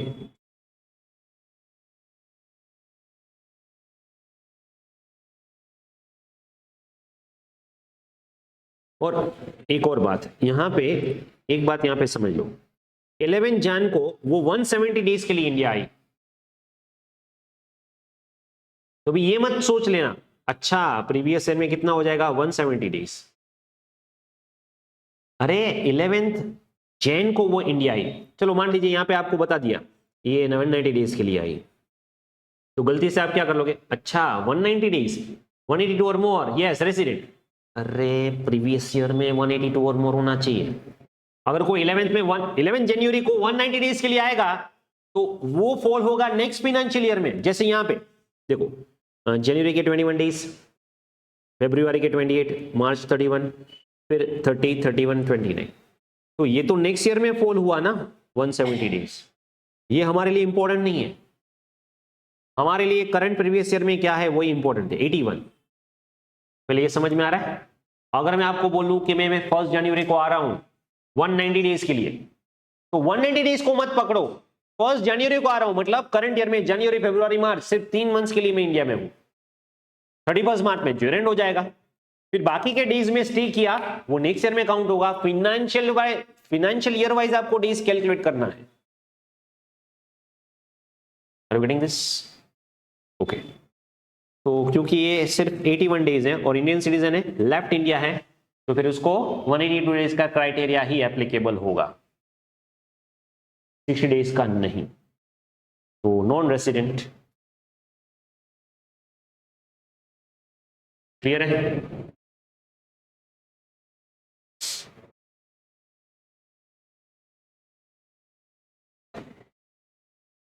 An individual citizen who is Indian resident by recent amendment allowed to hold 2 different citizenships simultaneously. मान लीजिए मैं इंडियन सिटीजन भी हूं और मैं यूएस सिटीजन भी हूं और मेरे पास दो रेसिडेंशियल मतलब सिटीजनशिप है, तो क्या उससे आपका रेसिडेंशियल स्टेटस पे कोई फर्क पड़ेगा? मैंने आपको क्या बोला था पहले, सिटीजनशिप का रेसिडेंशियल स्टेटस के साथ कोई लेना देना नहीं है। ओके, तो there is no nexus between, क्योंकि रेसिडेंशियल के लिए सेक्शन 6(1) और 6(6) की कंडीशन चेक करो, अगर वो सेटिस्फाई हो रही है तो आप रेसिडेंट हो, वरना रेसिडेंट नहीं हो, दैट्स इट। सिटीजनशिप का कोई लेना देना नहीं है। हाँ, सिटीजनशिप की वजह से एक्सेप्शन में फर्क पड़ेगा, बट फिर भी ऐसा कभी भी नहीं है कि आप इंडियन सिटीजन मतलब ऑलवेज इंडियन रेसिडेंट, आप फॉरेन सिटीजन मतलब ऑलवेज नॉन रेसिडेंट, ऐसा बिल्कुल नहीं है। तो there is no connection between citizenship, citizenship से रेसिडेंशियल स्टेटस अफेक्ट नहीं होगा। Next, X came in India for the first time on July 24, 21. From July 24, 21 to December 25, 22, he was in India. अभी देखो यहाँ पे कभी कभी आपको जो डेज कैलकुलेट करने के लिए देंगे ना वो ऐसा नहीं है, ये इंडिया आया लिव किया, आया लिव किया, आया लिव किया। अभी आपको क्या कंसीडर करना है, हमारे फाइनेंशियल एडवाइस कैलकुलेशन करेंगे, वो इंडिया आया लीव किया ऐसे नहीं, we will bifurcate it into the respective previous years. तो अगर आप यहां पे देखोगे वो 24 जुलाई 21 को आया और फिर लीव किया 25 दिसंबर 22, तो यहां पे क्या करेंगे, जुलाई 24 से लेके 31 मार्च 22 तक इंडिया में है, 1 अप्रैल 22 से लेके 25 दिसंबर 22 इंडिया में है, फिर वापस 5 अगस्त को आया for employment purpose and left India on November 25 permanently. Okay, तो यहां पे पहले तो करंट ईयर में चेक करो, वो आया कब, 5 अगस्त 25, तो अगस्त में आप 5 को इंक्लूड करेंगे। जो देखो एक बार डेज का कैलकुलेशन हम कैसे करेंगे, the day when comes in India and day when he leaves India, दोनों को इंक्लूड करेंगे the day when he comes India and the day when he leaves India. और अगर आपके पास आर्ली डिटेल अवेलेबल है कि वो जब इंडिया लीव किया तब कितने घंटे वो इंडिया में था वो पर्टिकुलर डे, तो फिर आर्ली बेसिस पे करना, 24 आवर्स होगा तो डे काउंट किया जाएगा, वरना नहीं। ओके, यहाँ पे तो अभी आर्ली डिटेल नहीं है, तो 5 अगस्त को इंडिया लीव किया वो काउंट कर लेंगे। तो अगस्त में 27, सितंबर, अक्टूबर, नवंबर में 25 लीव किया वो भी काउंट कर लेंगे, तो 113 डेज हैं। फिर अगर आप देखोगे 24, 25 नहीं, 23, 24 नहीं, फिर यहां पे ये सब दिन के लिए वो इंडिया में था, तो जुलाई में 8 डेज, फिर ऐसे करते करते करते आप काउंट करोगे तो ये 2 बार आर हो रहा है, बट 730 नहीं हो रहा है। बट देखो एक बात आप ये समझ लो, में कई बार क्या होता है पता है, 113 डेज, हाँ ठीक है, अभी ये 2 बार रेसिडेंट हो रहा है, 730 हो रहा है, आर हो जाएगा। अरे आर को चेक तभी करना है अगर वो रेसिडेंट है, अगर वो रेसिडेंट ही नहीं है तो मुझे एडिशनल कंडीशन का कुछ काम नहीं है, तो पहले तो ये चेक करो रेसिडेंट है कि नहीं है। ओके, तो अगर वो फॉरेन सिटीजन है, फॉरेन सिटीजन मतलब एक्सेप्शन नहीं मिलेगा। एक्सेप्शन किसको मिलता है, इंडियन सिटीजन को मिलता है, तो फिर एक्सेप्शन नहीं है, मतलब दोनों कंडीशन सेटिस्फाई होगी, दोनों एप्लीकेबल होगी। 182 और मोर नो, 60 और मोर यस, 365 और मोर यस, तो हो गया रेसिडेंट। समझ में आ रहा है। फिर 2 times 2 out of 10 yes, 730 no, resident but not ordinary resident. तो फर्स्ट केस में इसका स्टेटस हो जाएगा रेसिडेंट बट नॉट ऑर्डिनरी, और सेकेंड में ही इज इंडियन सिटीजन। देखो coming India for employment purpose is not covered by exception, coming India for the purpose of employment is not covered by exception. अगर आप वापस आते हैं और visit करने के लिए आते हैं और आप इंडियन सिटीजन हैं, तो समझ में आ रहा है, तो यहां पे दोनों में से एक भी एक्सेप्शन नहीं है, दोनों में RNOR ही होगा। अब यहां पे आप गलती से क्या कर दोगे, हाँ इंडियन सिटीजन है तो एक्सेप्शन लागू हो जाएगा, बट एक्सेप्शन कब लागू होगा, अभी एक्सेप्शन को अच्छे से समझो। एक्सेप्शन लागू कब होगा, Indian citizen leaves India for the purpose of employment, Indian citizen और Indian origin comes back to visit India, come back के लिए सिर्फ विजिट, तो इंडिया आके आप बिजनेस करोगे, इंडिया आके आप जॉब करोगे, तो हम आपको कोई एक्सेप्शन देने वाले नहीं है। आप फॉरेन में सेटल्ड हो, आप इंडियन ओरिजिन या इंडियन सिटीजन हो या इंडियन ओरिजिन बराबर, और फॉरेन में सेटल्ड हो, जॉब वहां पे कर रहे हैं, और आप इंडिया विजिट करने के लिए आते हैं, इंडिया घूमने के लिए आते हैं, तो एक्सेप्शन लागू हो सकता है। बट आप वापस इंडिया आके एम्प्लॉयमेंट करते हैं तो फिर हम आपको कोई एक्सेप्शन नहीं देंगे, तो फिर 60 डेज वाला क्राइटेरिया एप्लीकेबल हो जाएगा। क्लियर है। Illustration 9। Okay, illustration number 9. X comes to India for the first time on April 16, 2023. During his stay in India up to October 5, 25, he stays at Delhi up to so and so date and thereafter change. देखो एक बात समझ लो, ये फर्क नहीं पड़ता कि आप इंडिया में किस जगह पे हो, आप इंडिया में हो दैट इज सफिशिएंट। आप दिल्ली हो, चेन्नई हो, मुंबई हो, कोलकाता हो, कहीं पे भी हो, इंडिया में हो, वो काउंट करना है। तो यहां पे during his stay in India up to 5 October, इसका मतलब क्या हुआ, 16/4/23 से लेके 5 अक्टूबर 25, इतने पीरियड के लिए वो इंडिया में था। फिर वो इंडिया में कहां पे था उसका कोई मैटर नहीं है। पहले इतना क्लियर है। करंट ईयर में अगर आप देखोगे अप्रैल 30, 31, 30, 31, 31, 30 एंड 5 अक्टूबर 188 डेज, 182 और मोर रेसिडेंट। तो भी एक्सेप्शन तो चेक ही नहीं करना है, बराबर। ओके, नेक्स्ट, वो पहली बार कब आया इंडिया में, पहली बार 23-24 में। तो 23-24 में 16 अप्रैल को इंडिया में होगा, तो 15 डेज निकाल देते हैं, 350 डेज। तो can we say that financial year 23-24 में वो 350 डेज इंडिया में होगा।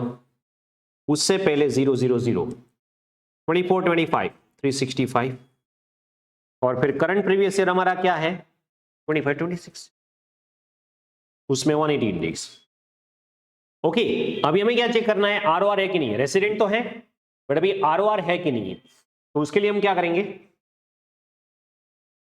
आर 2 आउट ऑफ 10, बट 730 नहीं हुआ, इट इज लेस देन 730, तो ये क्या हो गया, आर एन ओ आर, ये हो गया आर एन ओ आर। तो चलो यहां पे इलस्ट्रेशन 11 तक क्लियर है। अब तक हमने जो किया वो था कुछ इस तरह, दो बेसिक कंडीशन है। Condition number 1, person must be present in India for a period of 182 days or more in previous year, or second condition, must be present in India for a period of 60 days or more in previous year and 365 days or more in previous 4 year preceding the immediately preceding the previous year। दोनों में से कोई एक condition satisfy कर लो। Second condition के exception, अगर आप इंडिया लीव कर रहे हैं, Indian citizen who lives India for the purpose of employment outside India, और Indian citizen who lives India as a crew member of Indian ship, 6 days की जगह पे 182 हो जाएगा जाने के लिए, अभी आने के लिए। इंडियन सिटीजन और Indian origin comes back to visit India, employment नहीं, विजिट करने के लिए। इंडियन ओरिजिन मतलब individual or any of his parents or any of his grandparents were born in undivided India 1947, और उससे पहले इंडिया, पाकिस्तान, बांग्लादेश में जिसका बर्थ हुआ है वो सब इंडियन ओरिजिन हो जाएंगे। और उसके लिए भी क्या हो जाएगा क्राइटेरिया, अगर वो विजिट करने के लिए इंडिया वापस आ रहे हैं तो वो पर्टिकुलर ईयर के लिए सिर्फ फर्स्ट कंडीशन 182 डेज और मोर। बट इस पे थोड़ा चेंज करते हैं हम, माइनर। ओके, और यहां पे इसको दो हिस्सों में बांट लेते हैं, क्योंकि इसकी प्रोविजन जो है वो डिपेंड करती है कि क्या 60 डेज 182 होगा या 60 डेज 120 होगा। सर अभी तो आप बोल रहे थे 60 डेज 182 होगा, हाँ, बट ये जो सेकेंड एक्सेप्शन है उसमें दो कैटेगरी है। एक कैटेगरी जिसमें 60 डेज सीधा 182 हो जाएगा। अगर 60 डेज 182 हो गया ना तो मैं क्या बोलूंगा, 182 is criteria, is applicable. But अगर 60 डेज एक्सटेंड हुआ 120 डेज, 60 डेज एक्सटेंड हुआ 120 डेज, तो फिर क्या होगा, फर्स्ट कंडीशन 182 और मोर, सेकेंड कंडीशन 120 और मोर एंड 365 और मोर। फिर वहां पे तो आपको सेकेंड कंप्लीटली एप्लीकेबल नहीं होगी, ऐसा नहीं बोल सकते। समझ में आ रहा है? तो ये दो कैटेगरी है क्या, चलो देखते हैं। तो जब सेकेंड कंडीशन होगी, सेकेंड एक्सेप्शन होगी, सेकेंड कंडीशन की सेकेंड एक्सेप्शन, उसमें आप 182 करेंगे या 120 करेंगे, क्या है वो क्राइटेरिया C280। ये सिर्फ किसके लिए एप्लीकेबल है, ये जो सेकेंड एक्सेप्शन कर रहे हैं उसके लिए। आप कौन हो, या तो आप इंडियन सिटीजन हो या तो आप इंडियन ओरिजिन हो, और आप comes back to visit India, comes back to visit India। तो यहां पे आपको एक और क्राइटेरिया चेक करना होगा, और वो क्राइटेरिया ये है,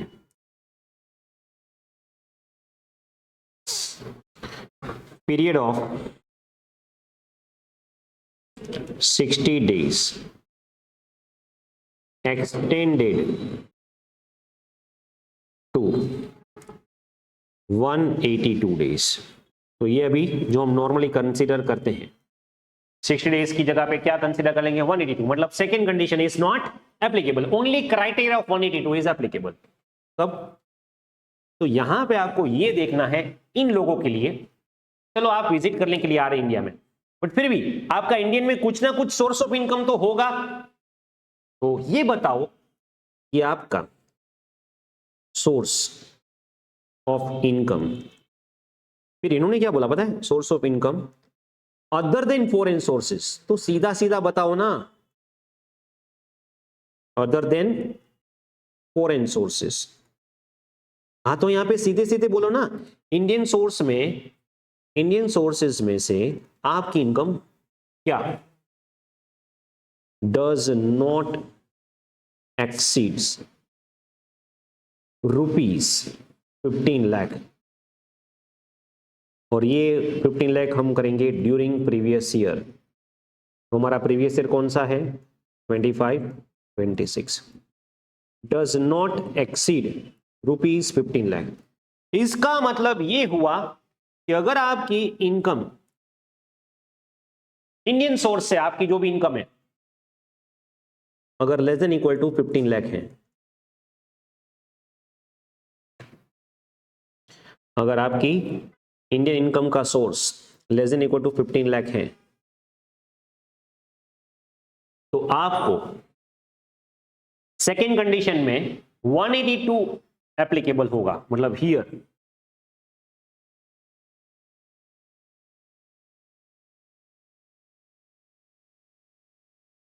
ओनली 182 days criteria applicable। समझ में आ रहा है, इतना क्लियर है। अभी ये आपके लिए बहुत इंपॉर्टेंट होने वाला है, period of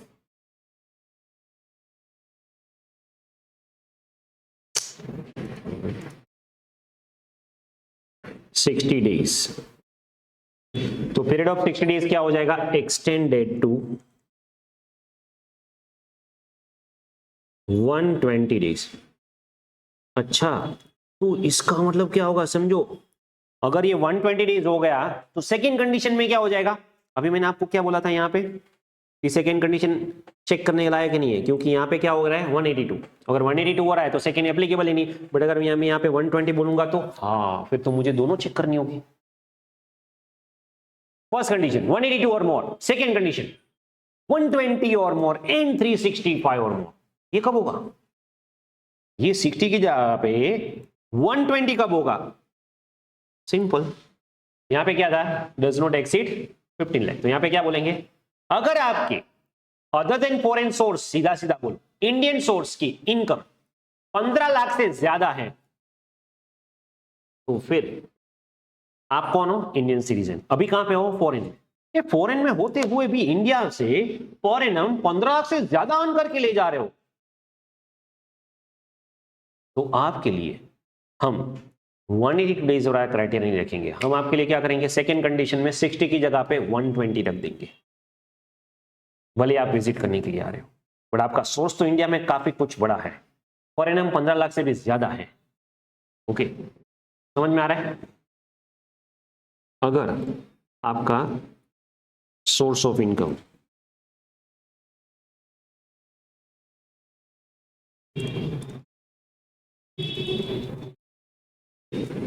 other than foreign source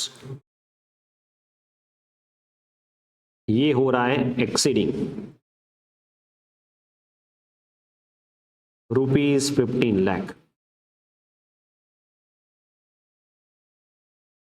during previous year 25, 26, तो ईयर क्या होगा, तो फर्स्ट कंडीशन होगी 182 डेज और मोर, समझ में आ रहा है, और सेकेंड कंडीशन होगी 120 डेज और मोर in previous year 25-26 and 365 days or more.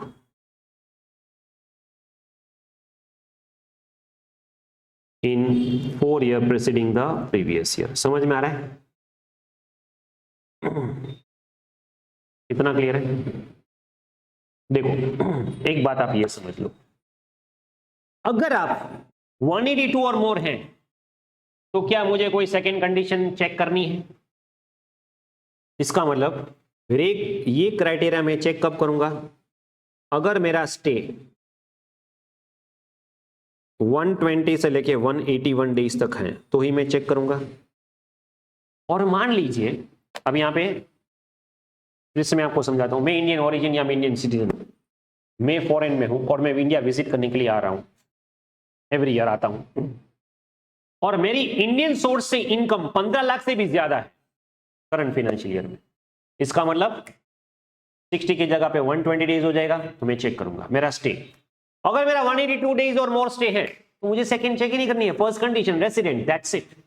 But अगर मेरा स्टे 120 से लेके 181 है, अगर मेरा स्टे 120 से भी कम हुआ 100 डेज, नॉन रेसिडेंट।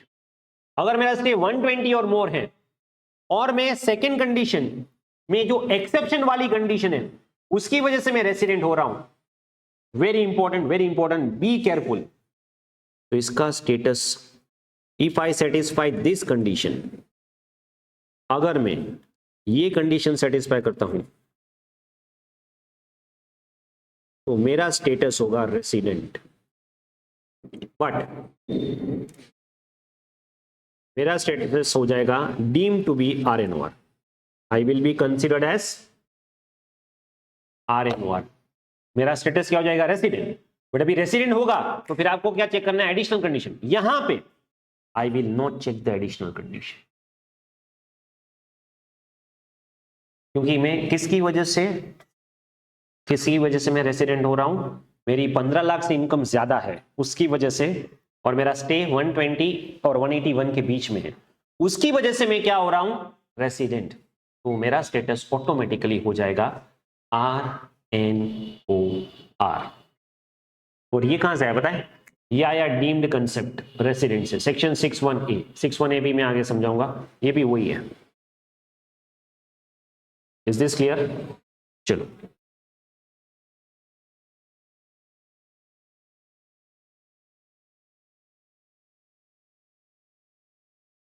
तो यहां पे अगर आप देखोगे फर्स्ट एक्सेप्शन, सेकेंड एक्सेप्शन, इसमें अगर एक्सीड हो रहा है, हाँ, तो यहां पे अगर आप देखोगे मेरा स्टेट 120 डेज से ज्यादा है, 182 से कम है, और 4 सालों में 365 डेज और मोर है, तो फिर ये स्टेटस मेरा क्या हो जाएगा?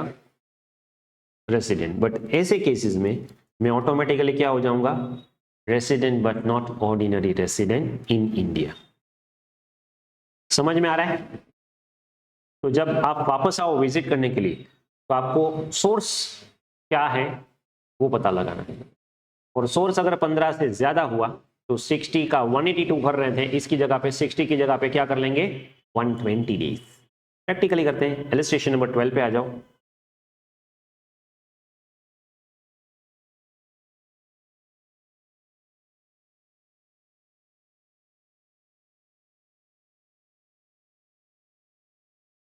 Illustration 12.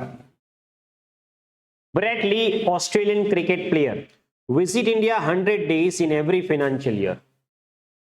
ऑस्ट्रेलियन क्रिकेट प्लेयर है तो इंडियन सिटीजन तो नहीं होगा, ना ही इंडियन ओरिजिन है, और वो एवरी ईयर 100 डेज के लिए इंडिया आ रहा है, वो IPL लीग के लिए आ रहा होगा, बराबर। Find out is residential status, क्योंकि ये फॉरेन सिटीजन है उसको कोई एक्सेप्शन लागू होगा नहीं। 60 डेज एवरी ईयर वो 100 डेज है, तो प्रीवियस ईयर में 182 और मोर, नो 60 और मोर, यस, 4 ईयर्स में 400 डेज, सेकेंड कंडीशन सेटिस्फाइड, तो रेसिडेंट हो गया। अभी क्योंकि रेसिडेंट है चेक करो, एवरी ईयर आ रहा, तो 10 आउट ऑफ 10 आर हो गया। 7 ईयर्स में 700 डेज, 730 नहीं हुआ, तो स्टेटस RNOR। तो पहला आंसर उसका स्टेटस होगा RNOR। ये समझ में आया? देखो यहाँ पे 700 डेज हो रहा है, 730 नहीं हो रहा है, और 100 400 हो गया, बट 730 नहीं हुआ, तो इसीलिए उसका स्टेटस हो जाएगा resident but not ordinary resident. ये समझ में आया? Next, would your answer change अगर वो श्रीनाथ के लिए है Indian citizen who resides in Australia and represent Australian cricket team. ये विजिट करने के लिए आ रहा है, अच्छा विजिट करने के लिए आ रहा है, हाँ। Indian citizen comes back to visit India, yes, तो फिर उसको 60 डेज की जगह पे क्या हो जाएगा 182 डेज, तो इसका स्टेटस होगा non resident. Is it clear? यहां पे ऐसा क्यों लिखा है इरिस्पेक्टिव इज टोटल इनकम? पर सर आपने विजिट के लिए तो बोला था ना, विजिट के लिए बोला था कि विजिट के लिए अगर आपका सोर्स 15 लाख या उससे कम है तो 182 डेज सेकेंड कंडीशन में, और 15 लाख से ज्यादा है तो 120 डेज। अगर उस 120 हो या 182 हो, 120 से क्रॉस करेंगे तो ही वो देखना है ना इसका स्टेटस क्या है एवरी ईयर 100 डेज, तो 182 होगा तो उससे भी कम है, 120 होगा तो उससे भी कम ही है, तो ये नॉन रेसिडेंट ही होगा ना। समझ आ रहा है? अभी एक और क्वेश्चन, श्रीनाथ ही है बट वो विजिट करता है एवरी ईयर 120 डेज, हाँ, तो यहां पे फर्क क्या पड़ेगा, इसको एक्सेप्शन लागू होगा, और अगर उसकी इनकम 15 लाख से ज्यादा है Indian source other than foreign source, ऐसा लिखेंगे, तो फिर 120 डेज, क्योंकि 120 डेज एवरी ईयर है तो रेसिडेंट हो जाएगा, और वो रेसिडेंट क्या होगा RNOR। तो यहां पे आपको लास्ट क्वेश्चन में क्या लिखना है, अगर इसकी sources of income from other than foreign source 15 lakh से ज्यादा है तो RNOR, 15 लाख से कम है तो NR। क्या लिखेंगे, अगर 15 लाख से ज्यादा है तो वो RNOR हो जाएगा, क्योंकि 120 डेज 120 डेज 120 डेज, बट अगर इसकी इनकम 15 लाख से ज्यादा नहीं है तो फिर 182 डेज क्राइटेरिया, तो वो हो जाएगा नॉन रेसिडेंट। तो यहां पे हम वो कंसेप्ट कर रहे हैं जो अभी मैंने आपको पढ़ाया। समझ में आ रहा है नहीं आ रहा है? Indian citizen who comes back to India, तो उसके लिए सेकेंड कंडीशन जो एप्लीकेबल होगी वो वहां पे 60 की जगह पे 120 होगा या 182 होगा, वो डिपेंड किस पे करेगा, आपके sources of income other than foreign 15 lakh से ज्यादा है, एक्सीडिंग 15 लाख तो 120, अगर वो 15 लाख या उससे कम है तो 182 exact 15 lakh does not exceed 15 or less 182, more than 15 lakh 120। इसलिए जब मैंने यहां पे चार्ट ड्रॉ करवाया मैंने यहां पे लिखा हुआ है शायद लेस देन और इक्वल टू और फिर एक्सीड, देख लेते हैं, लेस देन और इक्वल टू, और यहां पे एक्सीडिंग 15, तो यहां पे क्या होगा मोर देन 15 लाख, यहां पे less than equal to 15। Clear है?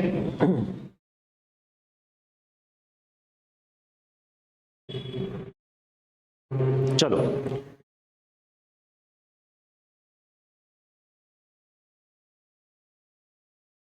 तो यहां पे अगर आप देखोगे ROR कब होगा, तो जब ये दो एडिशनल कंडीशन सेटिस्फाई करोगे तब ROR हो जाएंगे। RNOR कब होगा, तो एक बेसिक कंडीशन और none of the additional condition, एक बेसिक कंडीशन और one of the additional condition. फिर यहां पे अगर आप देखोगे आपका स्टे 120 से ज्यादा है बट 182 से कम है, मतलब 120 to 181 डेज, और आपकी इनकम 15 लाख से ज्यादा है और प्रीसीडिंग ईयर में 365 डेज और मोर है, तो फिर आपका स्टेटस RNOR हो जाएगा।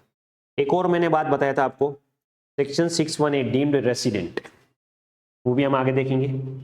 ओके, डीम्ड रेसिडेंट का कंसेप्ट क्या है अभी मैंने वो नहीं करवाया, पहले इतना क्लियर है, दो बेसिक कंडीशन, उसके दो एक्सेप्शन और दो एडिशनल कंडीशन, ये 6 बातें क्लियर है।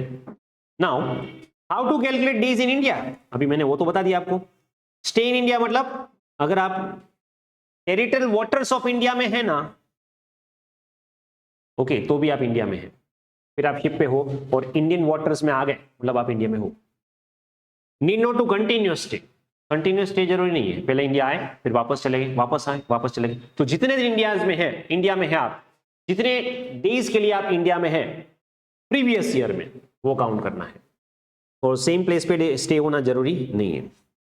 और अगर काउंटिंग पर्पस के लिए date of departure as well as arrival दोनों कंसिडर करेंगे। ओके, नॉन रेसिडेंट तो क्लियर है, चलो इतना क्लियर है, इसमें कोई डाउट?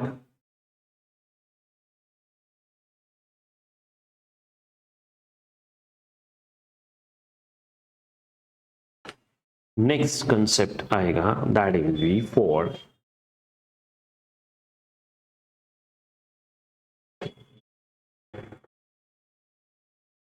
चलो पहले हमने 6.1 कर लिया,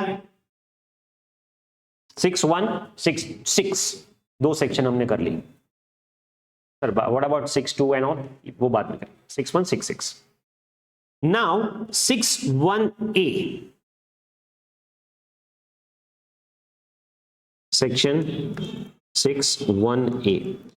एक्चुअली क्या हुआ, 6.1 तो बहुत सालों पहले की थी, ये रिसेंटली आई है 6-7 साल पहले। तो रिलेटेड टू इंडिविजुअल है, रिलेटेड टू इंडिविजुअल है। ओके, तो उसके लिए उन्होंने क्या किया, 6.1 ओके ए कर देते हैं। ये हो जाएगा concept of deemed resident.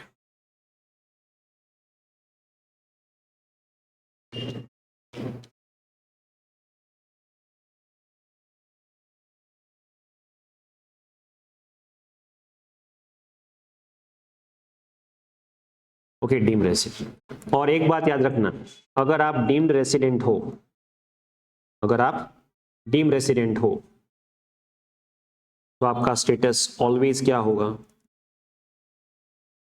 Deemed resident always RNOR। फिर उसमें आपको एडिशनल कंडीशन चेक करने की जरूरत नहीं है। और ये कब एप्लीकेबल होगा, अगर आप 6.1 सेटिस्फाई नहीं कर रहे हैं, सिर्फ उसी केस में ये एप्लीकेबल होगा। और ये किसके लिए है, सिर्फ और सिर्फ इंडिविजुअल। ये किसके लिए एप्लीकेबल है, तो अगर आप यहां पे, आप कौन हो, पहले तो आप इंडिविजुअल हो। तो मैंने ये 6.1a में क्यों डाला, क्योंकि 6.1 residential status of individual, 6.2 HUF company और इंडिविजुअल को छोड़ के बाकी सबके लिए 6.2 HUF AOP BOI AJPs, 6.3 company, समझ में आ रहा है, 6.1 6.2 6.3 ये सब पर्सन का रेसिडेंशियल स्टेटस है। अभी ये मैं डीम रेसिडेंट कंसेप्ट किसके लिए एप्लीकेबल कर रहा हूं, इंडिविजुअल। इंडिविजुअल का स्टेटस कहां पे है, 6.1 में। 2 3 4 तो सब पहले मैंने दे दिया था, ये रिसेंटली आया, तो हमने क्या किया, 6.1a बीच में डाल देते हैं, 6.1a इंडिविजुअल। और ये किसके लिए एप्लीकेबल है, being Indian citizen, individual being Indian citizen. Okay, having total income, total income बोले तो टैक्सेबल इनकम, डिडक्शन वगैरह सब माइनस करने के बाद total income other than foreign sources. यहां पे भी क्या बोल रहे हैं, अदर देन फॉरेन सोर्सेस। तो सीधे सीधे बोलो ना इंडियन सोर्स, नहीं हमें सीधे बोलना नहीं आता है। Okay, other than foreign sources, अगर ये एक्सीड हो रही है, एक्सीड्स ₹15 lakhs, तो वही क्या 120 वाला था ना, वही आया ना, हाँ यहीं से लिया उन्होंने। अगर ये 15 लाख से एक्सीड हुआ ड्यूरिंग प्रीवियस ईयर, तो वो हो जाएगा would be deemed as resident. और यहां पे रेसिडेंट क्या हो जाएगा, resident but not ordinary resident. सीधा आपका स्टेटस क्या हो जाएगा। बट सर ये हम क्यों अप्लाई करें, देखो ये प्रोविजन एप्लीकेबल कब होगी, these provision would not apply if individual is resident as पर सेक्शन 6(1). मतलब अगर वो 6(1) के मुताबिक रेसिडेंट हैं, देखो एक बात बताओ, मुझे डीमिंग प्रोविजन कब एप्लीकेबल होगी? एक्चुअल में नहीं है तो व्हेन आई से डीम, मान लो, धार लो, एज्यूम कर लो, ये कब करोगे? अगर वाकई में नहीं है, अगर है तो मैं एज्यूम क्यों करूंगा भाई? अगर मैं रेसिडेंट हूं तो मैं डीम्ड टू बी रेसिडेंट, मान लो कि आप रेसिडेंट, अरे मैं रेसिडेंट हूं, 6(1) में 182 और मोर हो रहा है, तो फिर 6(1) एप्लीकेबल। इसका मतलब ये 6(1) एप्लीकेबल कब होगी? इसका मतलब ये हुआ, means 6(1)(a) applicable only when none of basic conditions satisfied.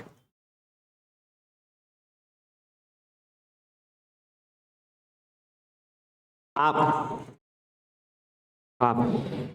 Basic में से एक भी कंडीशन सेटिस्फाई नहीं कर रहे हैं, 182 और मोर, 60 और मोर, 120 और मोर, कोई भी सेटिस्फाई नहीं कर रहे हैं, बेसिक कोई भी कंडीशन सेटिस्फाई नहीं कर रहे हैं, तो अगर मैं बेसिक दोनों कंडीशन सेटिस्फाई नहीं करूंगा तो सर हम तो नॉन रेसिडेंट बोल रहे थे।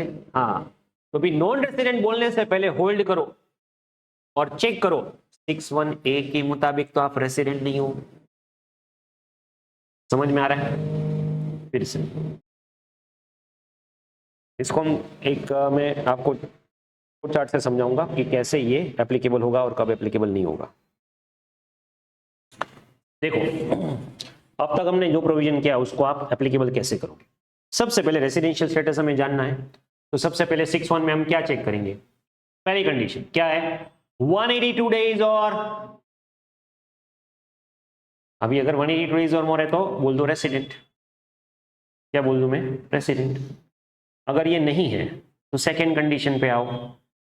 पहले तो आपको क्या चेक करना है? करंट ईयर 182 और मोर, हाँ तो रेसिडेंट, बात हो गई खत्म। अगर ना तो सेकेंड कंडीशन चेक करो। सेकेंड कंडीशन में 60 और मोर, 365 और मोर, और यहाँ पे एक्सेप्शनल केस में 182, एक्सेप्शनल केस में 120, व्हाटएवर। अगर ये हो रहा है हाँ तो रेसिडेंट। अगर ये नहीं हो रहा है, अभी देखो ये दोनों में रेसिडेंट हो गया आइदर और, तो आप क्या चेक करोगे? 66 में एडिशनल 2 आउट ऑफ 10, 7 ईयर्स में 730, ये हो गया। अगर ये हो गया तो ROR, अगर ये नहीं हुआ तो RNOR। दो बेसिक कंडीशन, दो एडिशनल कंडीशन, इतना क्लियर है? आगे, अगर दोनों में से एक भी कंडीशन सेटिस्फाई नहीं हुई है, दोनों में से एक भी कंडीशन सेटिस्फाई नहीं हो रही है, तो क्या 6(1)(a) डीम्ड रेसिडेंट हो? मतलब अभी ये दोनों में से एक भी कंडीशन सेटिस्फाई आपने नहीं की है, तो आप उससे सिर्फ एक ही क्वेश्चन पूछो, क्या आप इंडिविजुअल हो? हाँ। क्या आप इंडियन सिटीजन हो? हाँ। क्या आपके sources other than foreign 15 lakh से ज्यादा है? हाँ, तो आप हो जाओगे RNOR। समझ में आ रहा है? आप ना ही बेसिक कंडीशन सेटिस्फाई कर रहे हैं 1, ना ही बेसिक कंडीशन सेटिस्फाई कर रहे हैं 2। समझ में आ रहा है? दोनों में से कोई भी कंडीशन में सेटिस्फाई नहीं कर रहा हूं, तो 6(1)(a) पूछो, क्या आप इंडिविजुअल हो? क्या आप इंडियन सिटीजन हो? और क्या आपकी income, sources of income other than foreign source 15 lakh से ज्यादा है? हाँ तो RNOR, ना तो नॉन रेसिडेंट। तो अभी नॉन रेसिडेंट बोलने से पहले अगर आपकी दोनों कंडीशन सेटिस्फाई नहीं हो रही है तो नॉन रेसिडेंट, इंडिविजुअल को नॉन रेसिडेंट बोलने से पहले डीम्ड रेसिडेंट का एक कंसेप्ट पूछ लो। अगर वो डीम्ड रेसिडेंट हो रहा है तो RNOR, वरना वो भी नहीं हो रहा है, ना आप नॉर्मली रेसिडेंट हो ना आप डीम्ड रेसिडेंट हो, तो फिर आप नॉन रेसिडेंट हो। क्लियर है? बाकी एक्सेप्शन तो आपको पता ही है। तो ये है कंसेप्ट ऑफ डीम्ड रेसिडेंट। और याद रखना, डीम्ड रेसिडेंट का स्टेटस हमेशा क्या होगा? RNOR, RNOR।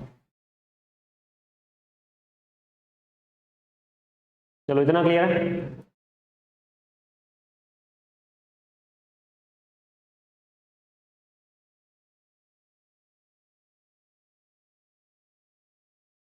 अभी before we go for crew member and all, let me check.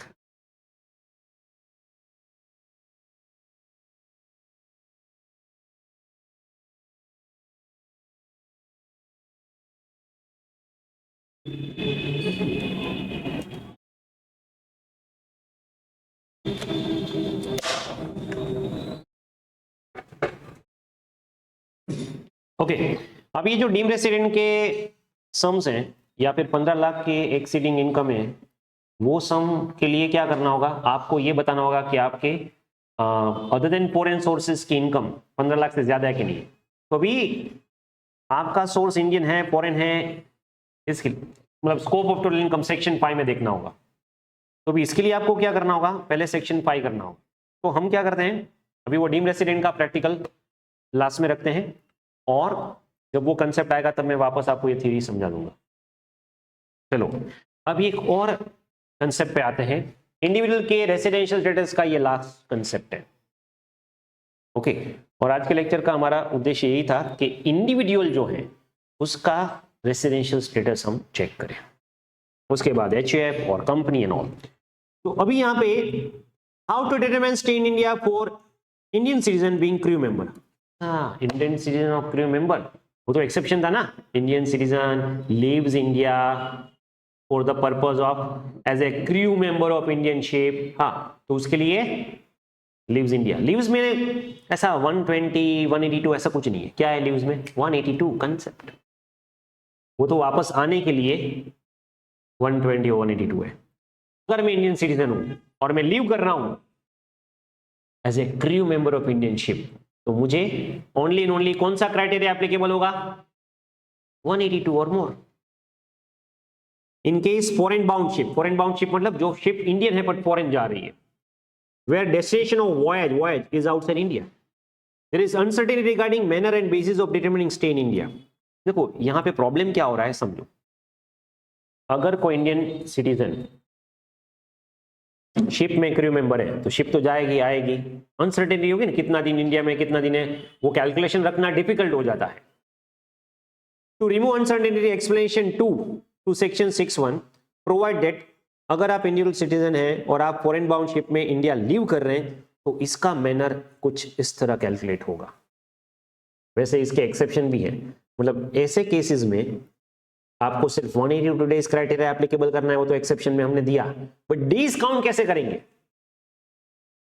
तो यहां पे उन्होंने स्पेसिफिकली बता दिया रूल 126 में, for the purpose of 6(1) in case individual being citizen of India और मेंबर ऑफ क्रू, उसका स्टे के लिए ये पीरियड एक्सक्लूड हो जाएगा. तो ये आपको क्या करना है? एक्सक्लूड. कौन सा पीरियड एक्सक्लूड करना है? देखो जब आप क्रू मेंबर हो और इंडियन शिप में जा रहे तो आप क्या करोगे, जब पहली बार शिप में जाओगे ना, date entered into continuous discharge certificate in respect of joining the ship. यहां पे याद रख लो, date of continuous discharge certificate. यहां पे कौन सी डेट लेनी है? Date of continuous discharge certificate, joining date, joining ship, वहां से लेके continuous discharge certificate, signing off, और ये दोनों डेज को इंक्लूड करके ये दोनों डेज का टोटल डेज करो. मतलब ये दिन भी काउंट करना है, ये दिन भी काउंट करना है, और फिर ये टोटल डेज करो, और इतने डेज 365 में से हटा दो. मतलब ये दिन आप इंडिया में नहीं है. देखो ये लोग लॉजिकली क्या बोल रहे हैं, ये शिप जाएगी फिर वापस आएगी फिर वापस जाएगी, क्योंकि वो तो इंडिया में आ रही है लगेज और इंडियन पैसेंजर को उतारने के लिए. ओके, फिर वापस चली जाएगी. तो अभी जो पर्सन क्रू मेंबर है वो तो शिप में ही था, वो इंडिया आया वापस चला गया, वापस आया वापस चला गया. तो क्या आप कैलकुलेट करने बैठोगे? चलो कौन से दिन पे टेरिटोरियल वाटर्स में इंडिया आया, कौन से दिन पे टेरिटोरियल वाटर्स इंडिया लीव किया? प्रैक्टिकली पॉसिबल नहीं है. तो इन्होंने एक शॉर्टकट लगा दिया. क्या? जो भी क्रू मेंबर इंडियन शिप में जाएंगे ना तो उसमें एक डिस्चार्ज सर्टिफिकेट होगा, वहां पे आपने ज्वाइन कर दिया, डेट लिख दी, फिर 4-5 बार वो टू एंड फ्रो हुए, फिर फाइनली उसने साइन ऑफ किया और वो अपने घर गया. तो जिस दिन उन्होंने ज्वाइन किया वहां से लेके साइन ऑफ करके वो उतरा, वो डेज को एक्सक्लूड करेंगे, वो इंडिया में था ही नहीं, ऐसा मान. समझ में आ गया? तो ये आपने यहां पे रूल में समझा दिया। और ये रूल किसके लिए है? Indian citizen who lives India as a crew member. Practically करते हैं इसको। Illustration number 13। During last 4 years preceding financial year 25-26 citizen of India present India for 430 days। देखो 4 साल का टोटल 430 डेज दे दिया है, 7 years का टोटल 730 की जगह पे 830 दे दिया है, मतलब यहां पे सब कुछ फुलफिल हो रहा है। ठीक है।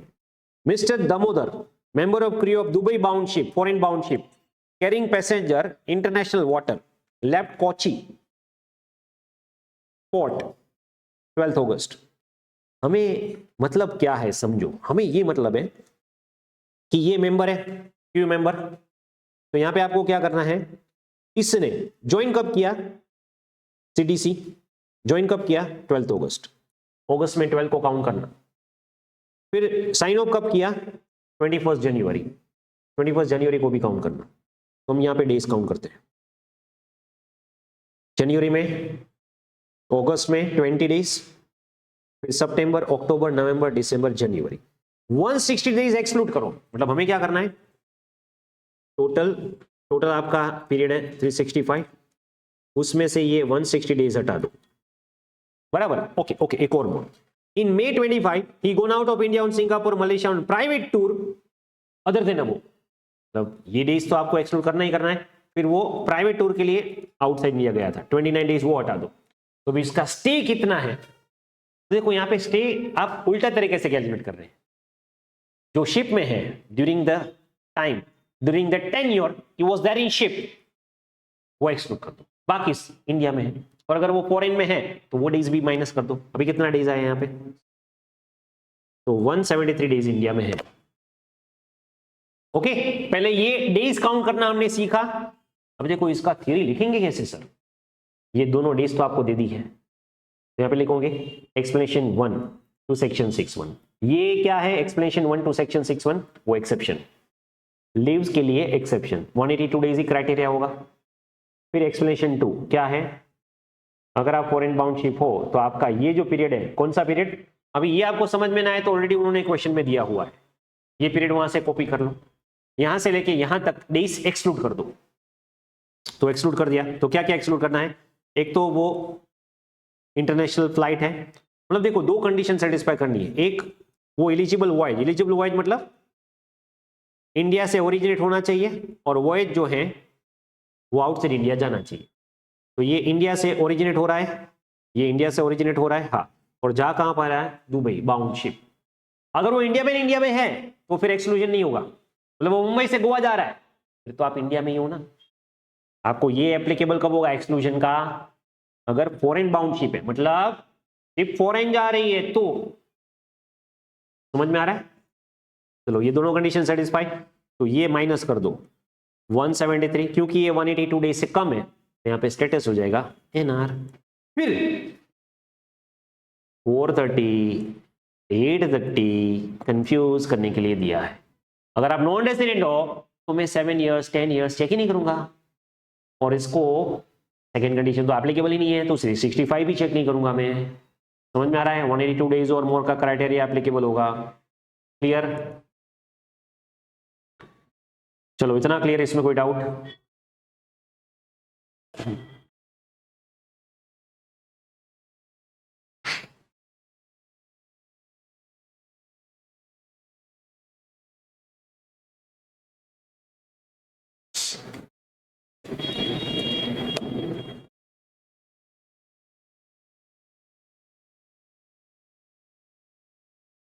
तो ये था रेसिडेंशियल स्टेटस ऑफ इंडिविजुअल।